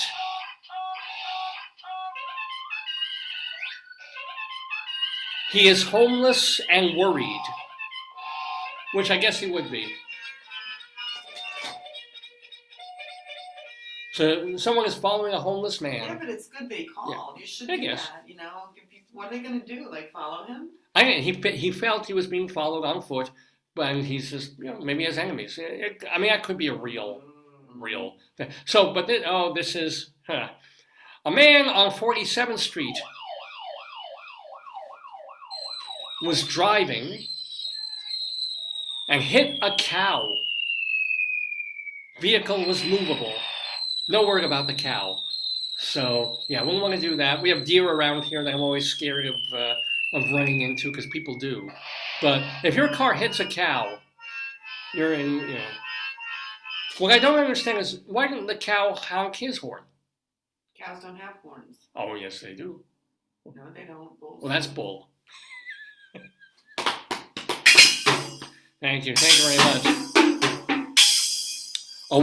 Let's do one more crime. A woman on 30th Street called to say 4 people have been staying in her apartment and won't leave. That's called Airbnb.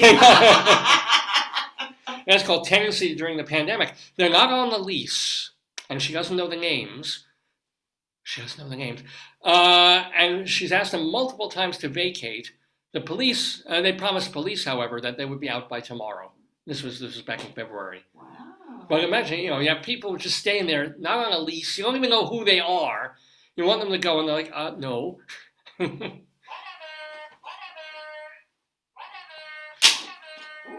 And here's a woman who called to say,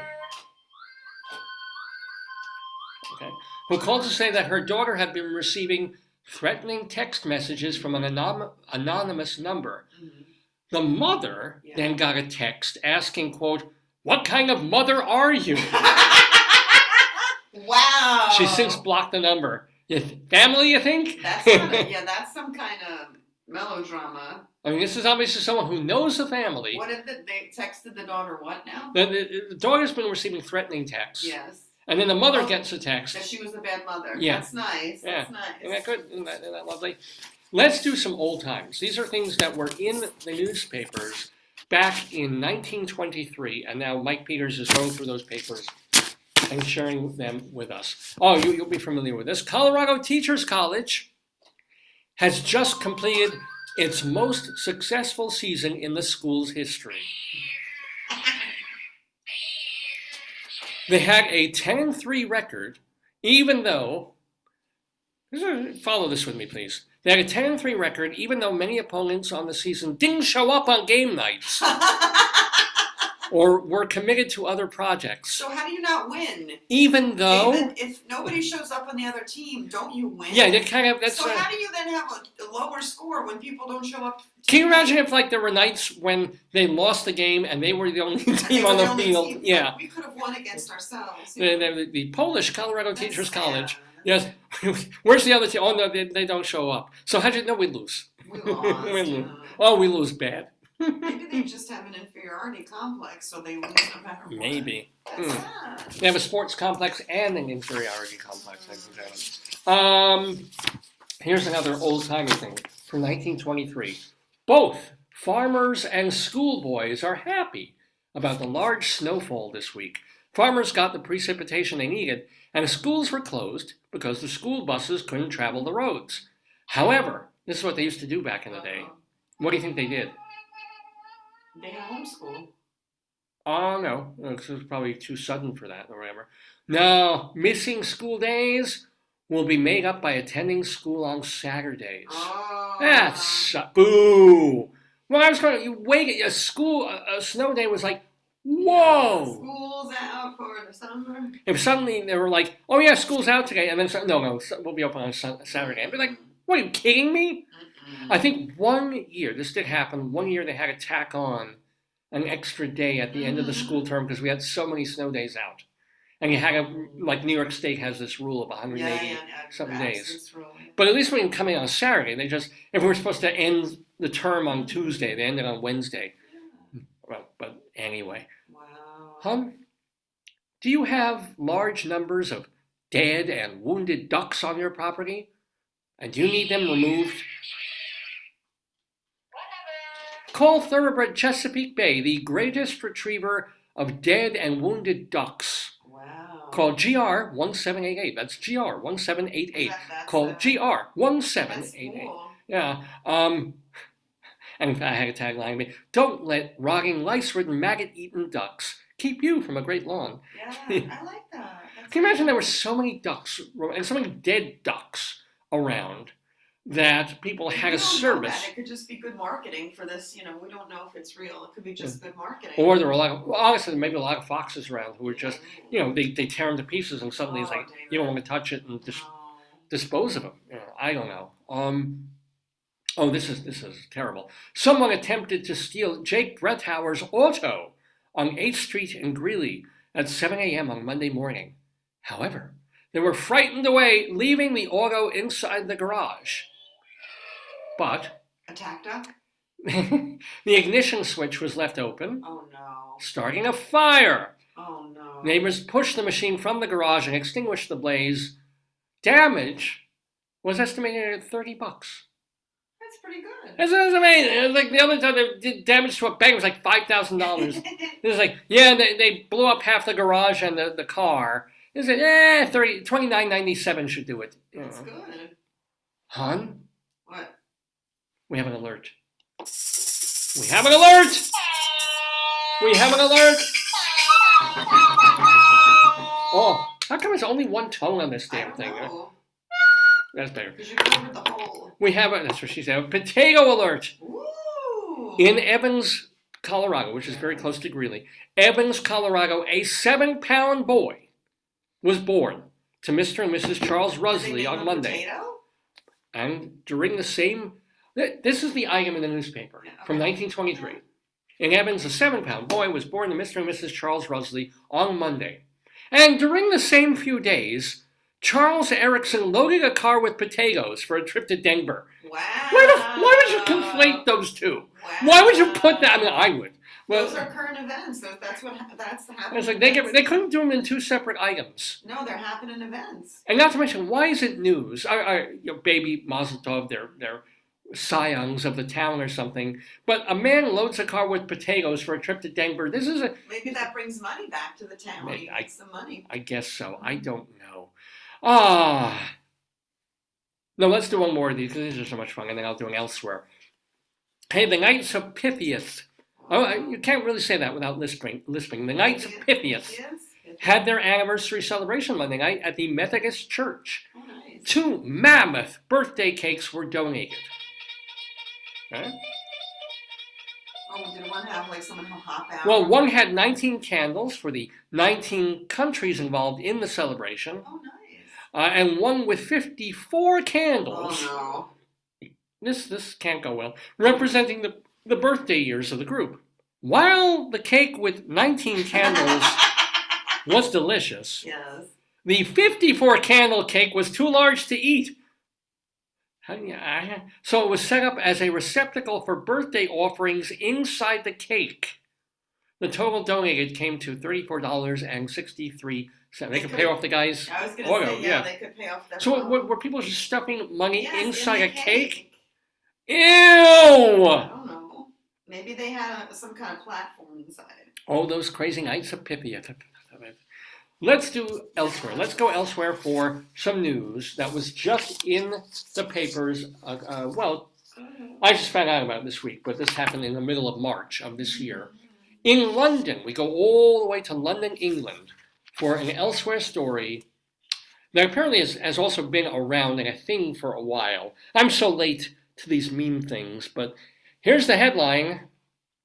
Why are cats scared of cucumbers? I will repeat that. Why are cats scared of cucumbers?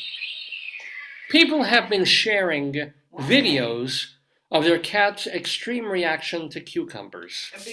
Why? Well, placing a cucumber behind a cat when it's eating appears to startle them, causing some cats to leap in the air in fright. Putting anything behind a cat while they're eating?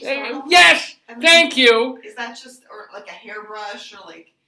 This trend has Lego? spawned a dedicated subreddit called, quote, Cucumber Scaring Cats, Wow. Good title. where users post their videos of Cucumber scaring cats. Yes. Jill Goldman, a certified animal behaviorist, told National Geographic... Why is National Geographic writing about this? Times are tough. That cucumbers trigger cats' natural startle reflexes. Another expert noted that placing the vegetable near where cats eat confused them. Is it the smell of it? Made them feel less secure in the area, particularly if they think the cucumber might be a snake. Oh, I don't. Which is a deadly predator. I can see that. All right, yeah, but still, as you say, if you sneak up on me while I'm eating, Some animals have food aggression. that too. You know, like you can't. You're not supposed to sneak up on them. By the way, despite the popularity of the videos, most people realize that causing a pet unnecessary stress is not a good thing and should be avoided. So, guys, if you were thinking of putting a pumpkin behind that emu, don't do that. It's not nice. But yeah, no, I'm like it's sort of. I remember I was reading the playbill, getting second to watch something. Oh, I think I was at school actually, and then going to watch a school play, school at UNC, and one of the teachers, one of the directors I know, came up, put his hand on my shoulder, and I screamed, I jumped because I'm concentrating on the playbill. Yeah. Oh, he didn't touch me in that way. Yeah. And he apologized and saying, "I'm sorry." No, I'm sorry. I'm very. You know me. I'm like, oh. You're skittish. Yeah. You're skittish. And kittens are skittish. That's why they're skittens. They're cute. Kittens are cute. Yeah. Okay. Anyway, let's do a couple more of Greeley crimes and old times. We have more crimes. You can't smell the bread? I don't smell it yet. I don't smell the bread. Joyce is obsessed with the whole wheat bread. That's. I mean, I would say obsessed is a. With the whole. Oh, I smell it now.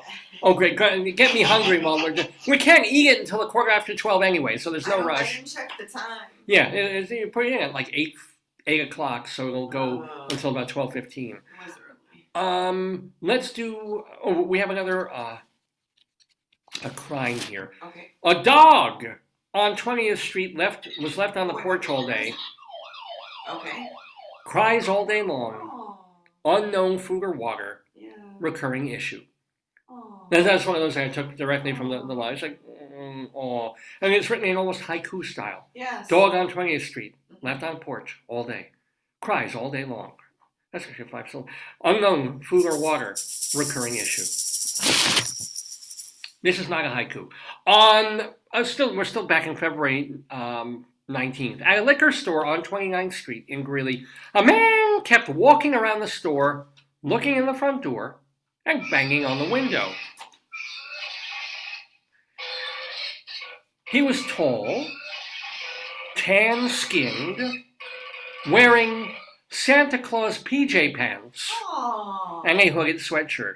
Nice. He then, well, It's festive. this That's is very February. festive, yeah. Well, it's okay. It's Well, it festive. wasn't so festive when he harassed people at the drive-thru of a nearby wings restaurant, asking them to buy him shooters. That's jello Whoa, shots. whoa. Santa needs to get the buzz on.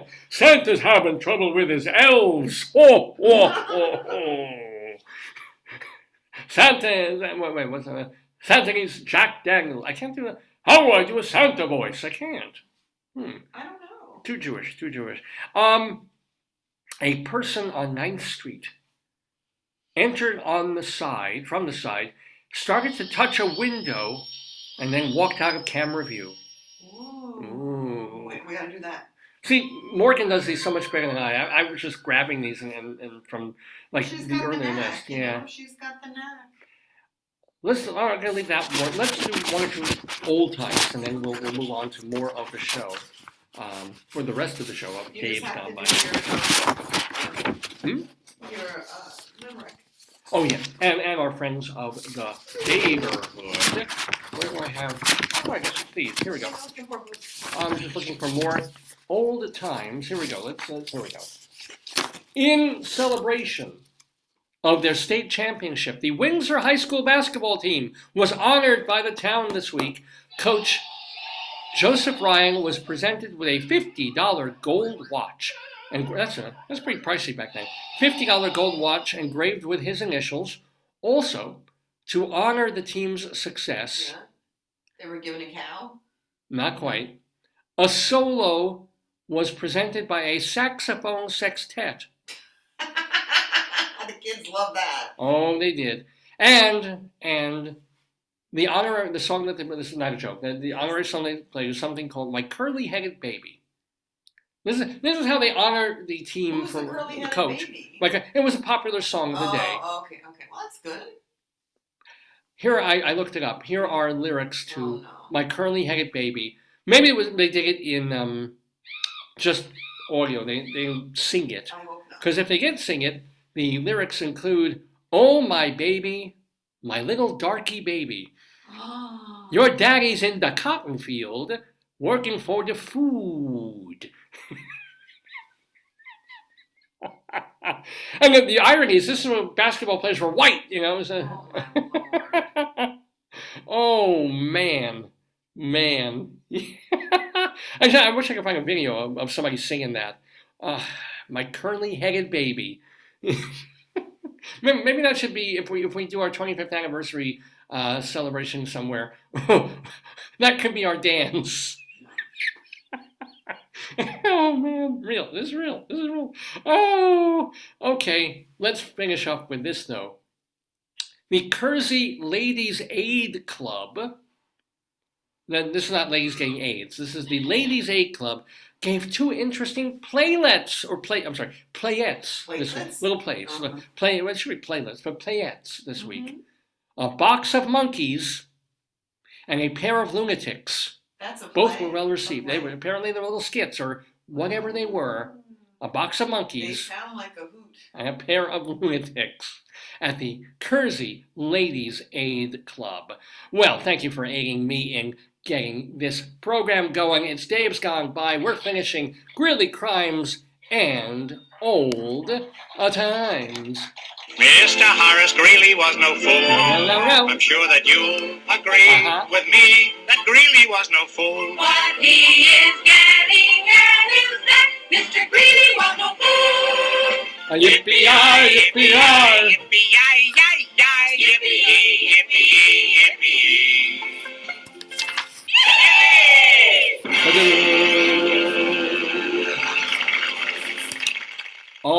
and gentlemen, it is 11:30 in the morning, Eastern Time, here in the Daverhood with me, Dave Lefkowitz, my wonderful wife, Joyce, and you're watching Dave's Gone By. I want to remind you, our archives are at davesgoneby.com. My email is davesgoneby@aol.com. My Twitter feed is Radio Dave 2, Radio Dave and the number 2. My Instagram is Dave's Gone By.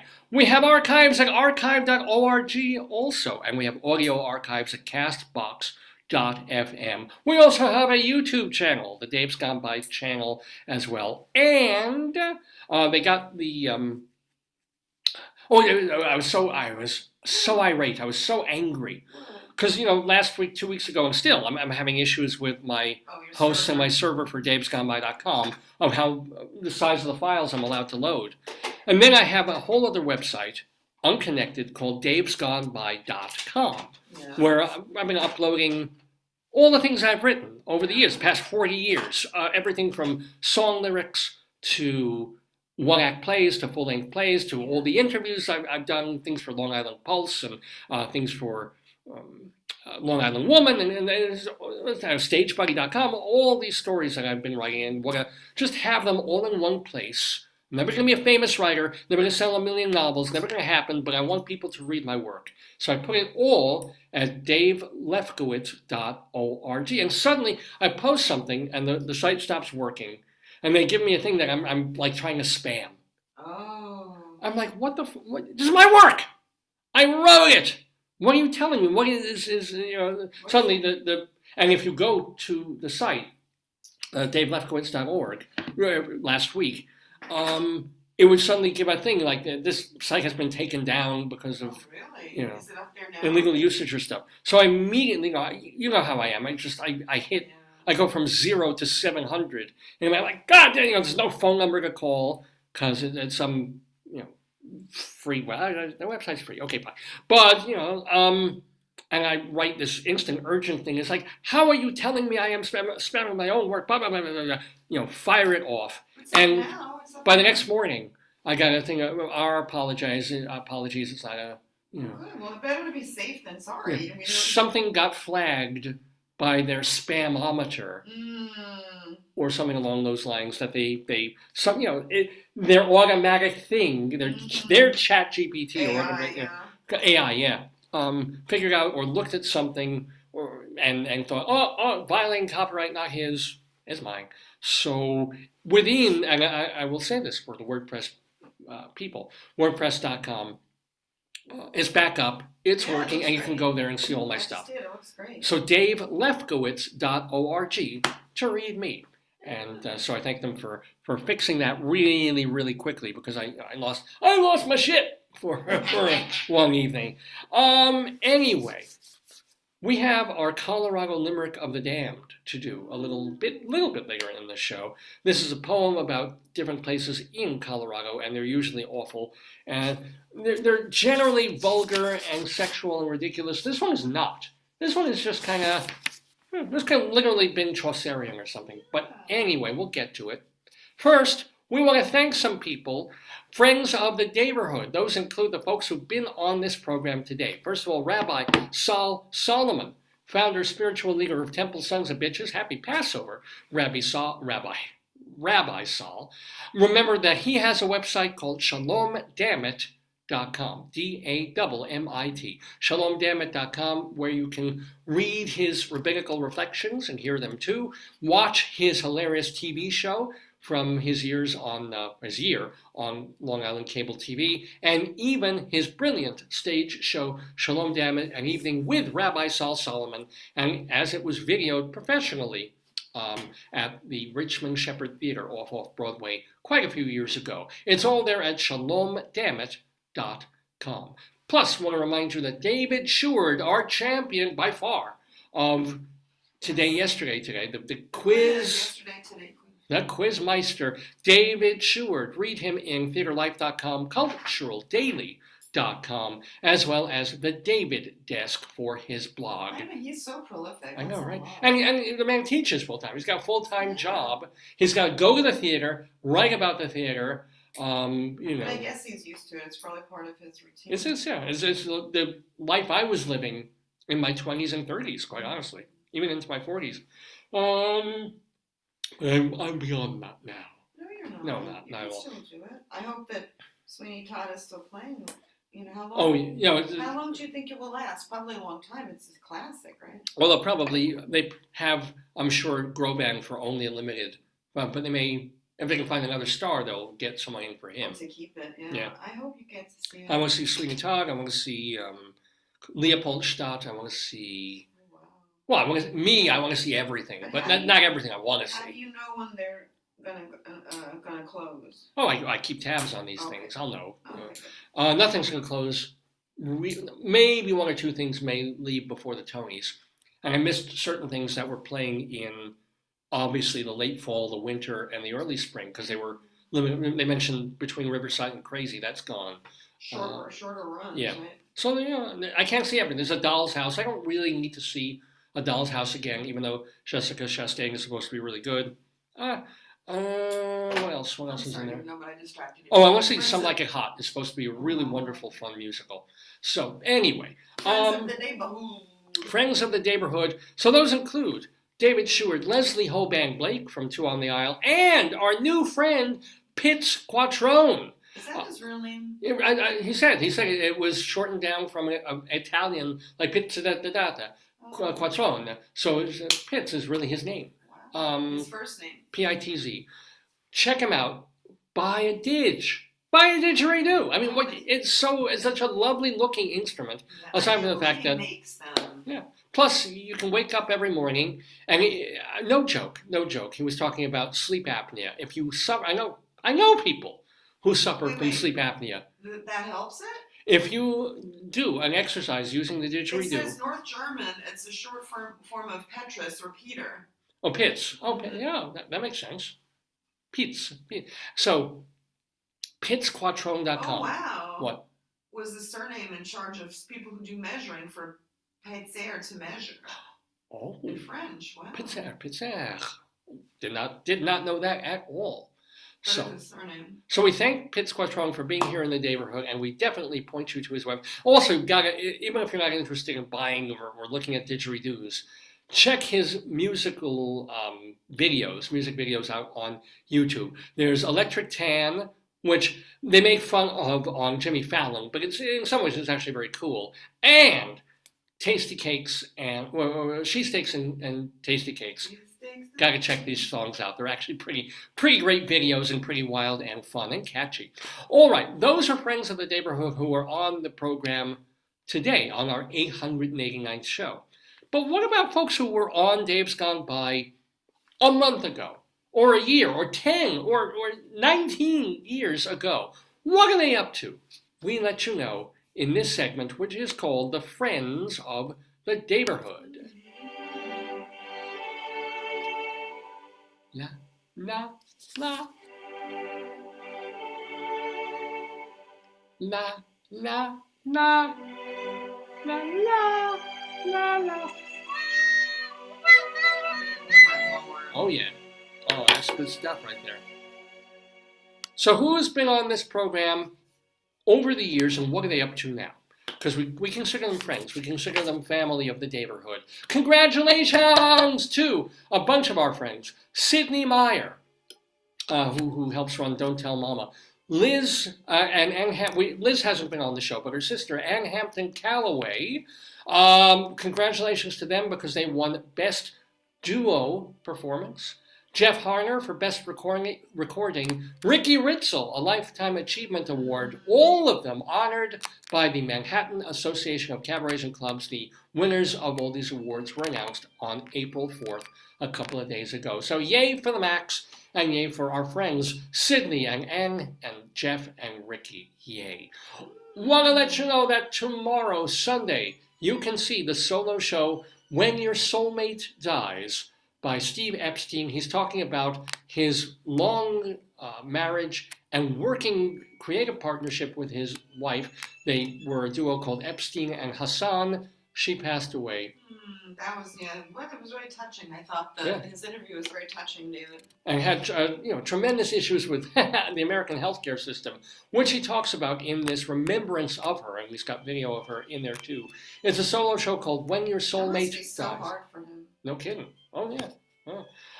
Being done at the Alchemical Theater off on Broadway, but you have he does it. It's not like 8 days a week. So see it tomorrow, Sunday, When Your Soulmate Dies. On Tuesday, Vince Giordano and the Nighthawks are playing at Birdland. See them. And then twice this week, on Tuesday, and then 12, 13, 14, well, the 15th. I think that might be next Saturday. But Linda Eder is at 54 Below. Get your tickets at 54below.com. On Thursday, Jackie Martling, Jackie the Joke Man, and Peter Bales, they do their podcast together. They're going to do a benefit together in Orchestai Farms, the Italian-American club there. That's going to be in Oyster Bay. So they're going to be appearing. So buy your tickets and support the Italian-American club. Reminding you that the revival of Vanities, the musical version of Vanities, which is co-written by David Kirschenbaum. Not Manatees. Oh, Manatees. No, it's a musical about these three girls who are in college together and how their lives go. And it's being done by the York Theater at their space that they're using at St. Jean's Church in New York, a little bit above Midtown, over in the East 70s. David Kirschenbaum, Vanities, that is running now through April 22nd. Now through May 6th, here's one of your favorite people, dear. Karen Finley, doing her latest show called COVID Vortex Anxiety Opera Kitty Kaleidoscope Disco. And she's doing it at the Laurie Beachman Theater over on the west side of Midtown, Karen Finley. And also playing through May, or running through May 6th, if you haven't taken Steve Kaplan's online comedy screenwriting class, now's your chance. Get your tickets or whatever, your sign up at kaplancomedy.com. Steve Kaplan, of course, one of the founders of Manhattan Punchline, off-Broadway theater that specialized in comedy plays back in like the 1980s and 90s. Let's see who else. Al Tapper and Tony Sportiello, both of them have been on this show, and they both co-run the AMT Theater in Midtown, and they've collaborated on a musical called On the Right Track, which you can see from now through May 11th. Tova Feldshuh on Broadway in Funny Girl at the August Wilson Theater. Seth Biesenhirsch does Seth's Talent Showcase at Don't Tell Mama every Tuesday nights. And K.T. Sullivan plays the Algonquin. She's at the piano taking requests and doing songs. She is there Friday evenings from 6 to 8 p.m. Saturday evenings at 5:30, see Eric Comstock and Barbara Fasano at Birdland. Get your tickets at birdlandjazz.com. Lilias White is on Broadway in Hadestown at the Walter Kerr. Alan Menken's music is heard in Aladdin on Broadway at the New Amsterdam Theater. And his music is heard in Little Shop of Horrors at the West Side Theater over on West 43rd Street. Jim Caruso's cast party every Monday night at 9 or every Monday night at Birdland. StageBuddy.com, a fine website devoted to New York nightlife, is run by our friend Evan Seplow. Dr. Demento, we mentioned him before. Go to drdemento.com. And Vicky Quaddy, doing several shows at the Greenhouse Theater in Chicago, among them Easter Bunny Bingo and Late Night Catechism. I think she said that there aren't shows this weekend, maybe because of Easter, because of actual Easter. But book for next week, Vicky Quaddy, and those, my friends, are the friends. Oh, and we also heard from our longtime friend, Mary Sheng Barnage, who is slowly still recovering. It's going to be a few more weeks before she's really up to snuff and maybe can start seeing theater again and writing about theater. She said, though, that the paper that she writes for has her job is waiting for her when she's ready to, because it's been about 9 months now. Wow. So they said they kept her place. That's lovely. Yeah. I mean, it's not a full-time job or anything, but they've kept her slot. But it's respectful. Yeah. That's really lovely. That's It's when you're sick and you're trying to get well and you have support from the people around you, that's really meaningful. Yeah. I'm so proud of them. That is really nice. Well, I think it's Windy City Times is what I'm she's sure talking Mary's an excellent worker though too. Well, she's dependable. She's a wonderful writer. She sees everything in Chicago. Like she knew she took us for pizza. She had pizza in. We met her for she was such an ambassador for Chicago. Yeah. I mean, she's she you know. Super duper, yeah. So I'm hoping she gets on her. Me She too. just got laid low by honestly, she almost died from sepsis. Yeah, but the fact she should be thankful she's alive. Many people do not. My students read an article about sepsis, and it's pretty. Apparently, it's unbelievable. It lowers blood pressure. I mean, like it. Yeah, she's. I mean, this happened last It's a July. Miracle. It's a miracle she's alive. Yeah. I'm glad. I'm so glad. Mary's such a lovely human. I love Mary. So, shout out to our friend of the Daverhood, Mary such a Shen lovely human. Barnage, and all of our friends of the Daverhood.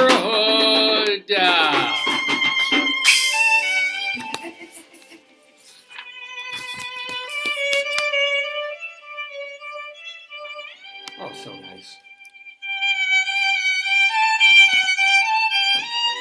All right, thank you, Ludwig. Okay, Place so a list so we can throw some undies. that's right. What do we? Because we have one more thing to do. But we haven't really talked. We talked about my suit. So I went to the store because we have 40% off. We didn't do a lot this week. It was pretty, humdrum. But if you want to get Dave to go to a store, just tell him it's 40% off already, kind of wholesale prices, and I'm there. So I got like a $200-something suit. I hung your suit up, yeah.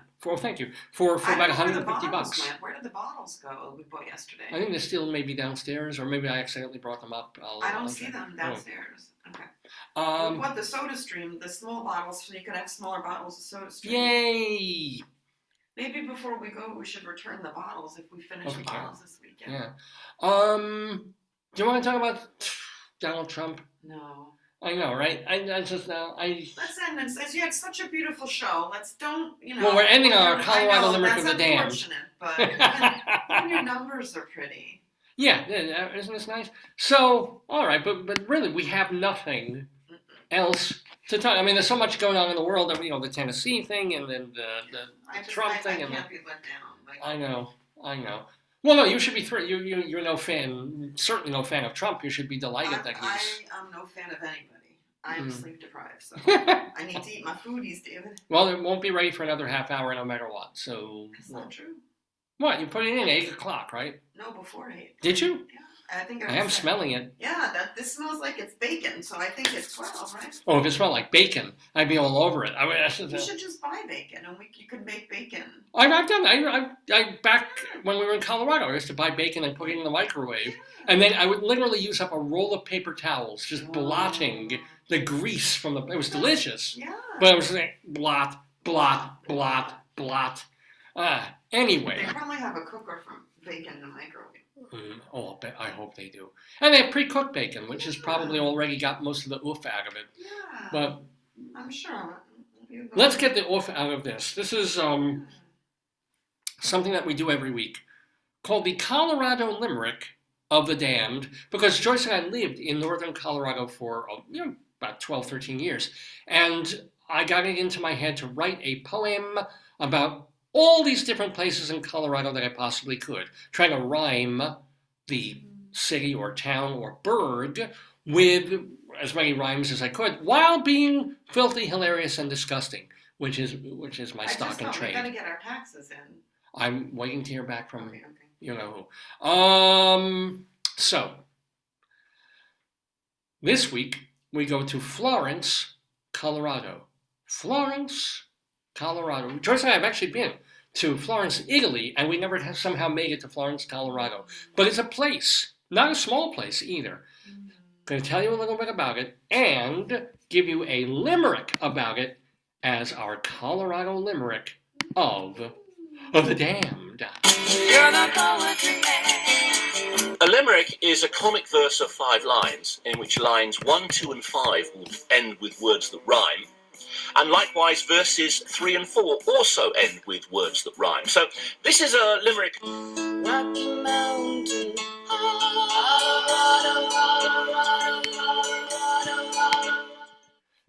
This is going to be almost as bad as Mendel and Moses. So, ladies and gentlemen, Colorado Limerick of the Damned for Florence, Colorado. Here's the deal.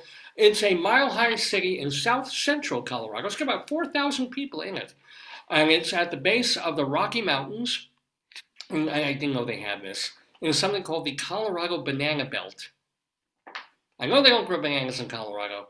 Have no, maybe it's just the shape of something, and they didn't want to call it the Dick Belt, but there's a banana belt in Colorado.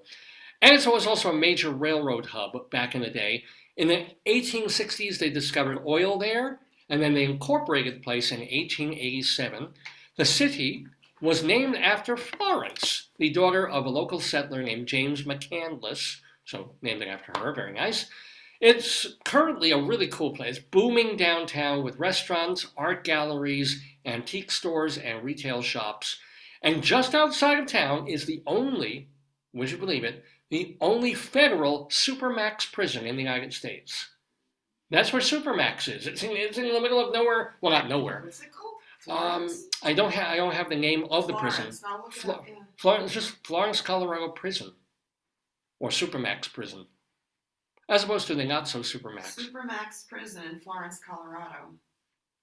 According to Wikipedia, the ADX United Florence. States Penitentiary, Administrative Maximum Facility, commonly known as ADX Florence, is an American federal prison in Fremont County near Florence, Colorado. Huh. I don't understand what that is. What inmates are in there? It's like probably the worst of the worst of the worst. Or it's just other inmates who escaped from other prisons and are like, not this time. So, who isn't? I remember there was an Adult Swim They have cartoon. execution protocols used on inmates. Ugh. Wow, that's a bad one. Can you visit inmates? I guess not. 5 visits per month. Can they go outside? Yeah, not the happiest. It's sort of the anti-Disneyland. I mean, Disneyland is like, but anywho. So, They spend 23 hours a day in solitary confinement and no access to natural light. so basically, it's a torture chamber for profit. No, federal would No be. one has ever escaped. They call it Alcatraz of the Rockies. Wow. That's a funny place. I'm surprised they haven't made a TV series about it, a reality series about life in ADX. But a little bit more happier things about Florence, Colorado. They have an annual wet and dry 4th of July parade. Do you know what this is, dear? Mm-mm. A wet and dry I 4th don't of July. know.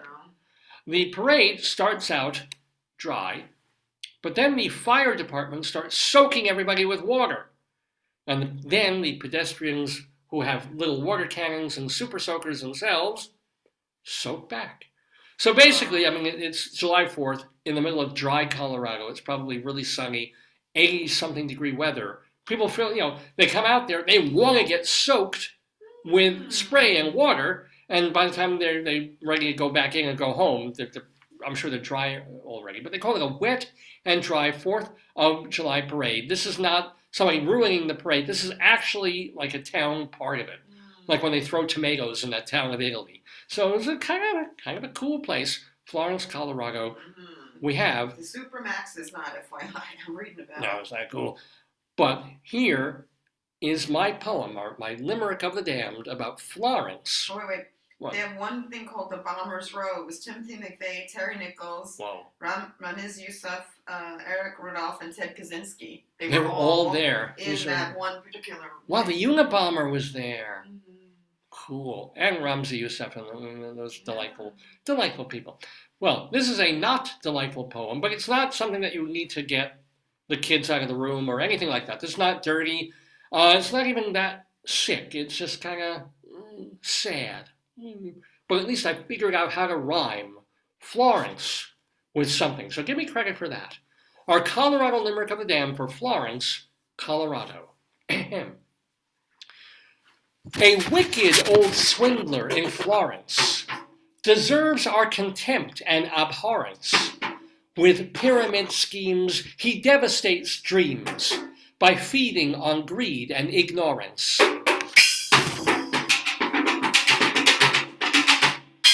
Normally I say send your comments and complaints and your hate mail. That was too deep. That It was was too- meta. that was actually a real- That was like a poetry slam. It was a reading. real poetry thing. That was like, not even sick and dirty. I wish I could come up with something naughtier and dirtier for that. But I was just so happy to rhyme ignorance with Florence that I left it at that. I was like, oh, that's a rhyme. Anyway, you can send your mail or email to davesgoneby@aol.com, davesgoneby@aol.com. gmail.com. Plus, you can post your messages right here on the Facebook page on Dave's Gone By. If you're a friend on Facebook, of course, you can instant message me or direct message me. I guess you can do that even if you're not a friend. It's not like you're blocked. Yeah. So either way, let me know what you think of the show. Let me know your suggestions, your thoughts, your anything. Just share. I would love to hear from you. The prison in Florence, it says Yeah. open, closes 3 p.m. Really? Yeah. So just before the evening buffet. Yes, and it says Easter Sunday hours might differ, so. Oh, well, yeah. I'm sure in Supermax prison, they stay open until 3:02 on Christmas Eve. So they give the prisoners a little bit extra. Anyway, we are always a little bit extra on this program. It's called Dave's Gone By. Remember the website, davesgoneby.com. Remember my writing website, davelefkowitz.org. Remember the Twitter feed, Radio Dave 2. Remember the Instagram, Dave's Gone By. Remember the Maine. Remember the Alamo. And remember this, that we're here every Saturday from 9 until noonish or thereabouts with comedy talk, the same usual craziness that we've been doing for more than a decade now. If you missed, I know it's still Passover, so if you missed Rabbi Sal Solomon's rabbinical reflection on Passover 2023, you can find that on the websites, davesgoneby.com, shalomdammit.com, or even just by scrolling down on this very Facebook page. And we give a shout out and what we call a Zisson Pesach to Rabbi Sal and to all our Jewish friends out there. A happy Easter to all of our non-Jewish friends as well as my in-laws. What else? Is there anything we have to wrap up with? No, I think you did a beautiful show. It was great. Well, thanks to think you're- Pitz. Yeah. Yeah, and I think your suit, you look very snazzy. Even this, you look very dressy. You look very formal. Well, thank you. Well, thank you. Very suave, honey. Thank you. Thank you. So we expect to be back next Saturday morning from 9 until noonish or thereabouts with the 800 and... Wow, I've got to pull two of those numbers off. Whoa. 890th episode. I cannot believe that. Of the 890. We're only 11 shows away from 900. I can't believe that. That's crazy. What are you going to do when you hit 1,000? That's crazy. I'll be dead. No, I'll be dead. 100 more That's shows? 3 years away, maybe 4 years. You do it. You do it every weekend, and there's 365 days a year, 52 weeks. Yeah. So let's say I end up 2 doing like years. 40 something 2 per years, year. yes. Yeah, God willing.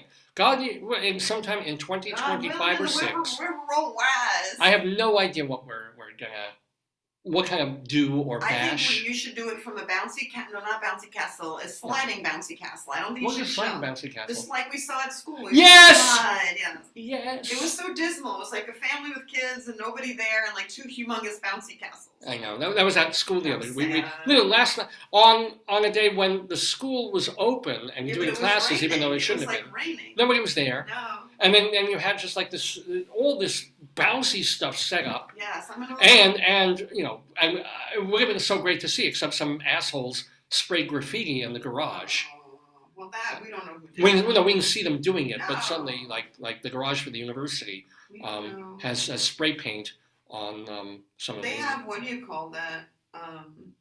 They have cameras. I would imagine so. I would imagine that the university would have, especially when people's cars are parked in They a have garage. cameras. Yeah, I'm sure they have people on camera. I'm sure of that. So, because it wasn't there, it literally wasn't there when I dropped you off the day. I would have noticed. I would have seen it. It had to have been I don't know within if you 24 would have, hours. Because you might have had somebody behind you, What do you mean? like in the trying to come out of the car. Yeah, no, but I'm saying I make that turn, and it's always it's gray pillars holding the garage up, and now these gray pillars have some like red spray painted Holy nonsense cow. and garbage on them. They'll So, fix it. Anyway, now I feel angry and Okay. negative. So think. Just smell the bread. Inhale the yeast and the yummy bread. Exhale the butter. What do you think of Inhale, our 1,000th show? Yeah. Where it's just a camera on me in a rib restaurant eating ribs and prime rib. No, because that's the whole show. No, because there's French fries there and baked potatoes. We can't do that. No. Potatoes don't want that. No, we I can't think do it that. should be like a potato jamboree. They could all be like, remember like in Disneyland how all the animatronic things play music. Yes. Maybe you can get the potatoes to learn didgeridoo and all sorts of, you know. Oh, we're gonna practice now. Maybe what we could do, like, you know, if everything's okay COVID-wise, we could like rent a space. No, we could rent a space and invite all your guests. It'd have to be like in New York, and invite a lot of your theater guests and everyone to come and just do like a, you know, sit and talk with Dave, drop in with Dave. Yeah. Look, Pooey is trying to play the didgeridoo. No, he doesn't have any wind capacity. I can't He's a product of wind capacity. He can't play wind capacity. I can't do a good blow job. No, you try. What's his name? What's his name? Kazi? Pooey. The guy. Oh, Pitz. Ask Pitz. He'll teach him. Pitz. I just call him Pitz. Now you know what's really on my mind. Not going there. Have a wonderful weekend. Happy holidays to you. Happy holidays to all of you. And God willing, we'll see you next Saturday for the 90th episode of Dave's Gone. Bye.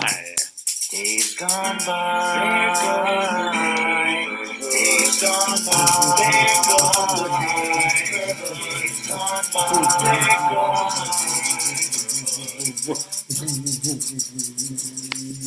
Do you feel the vibrations, hon? I mean down there. Come on!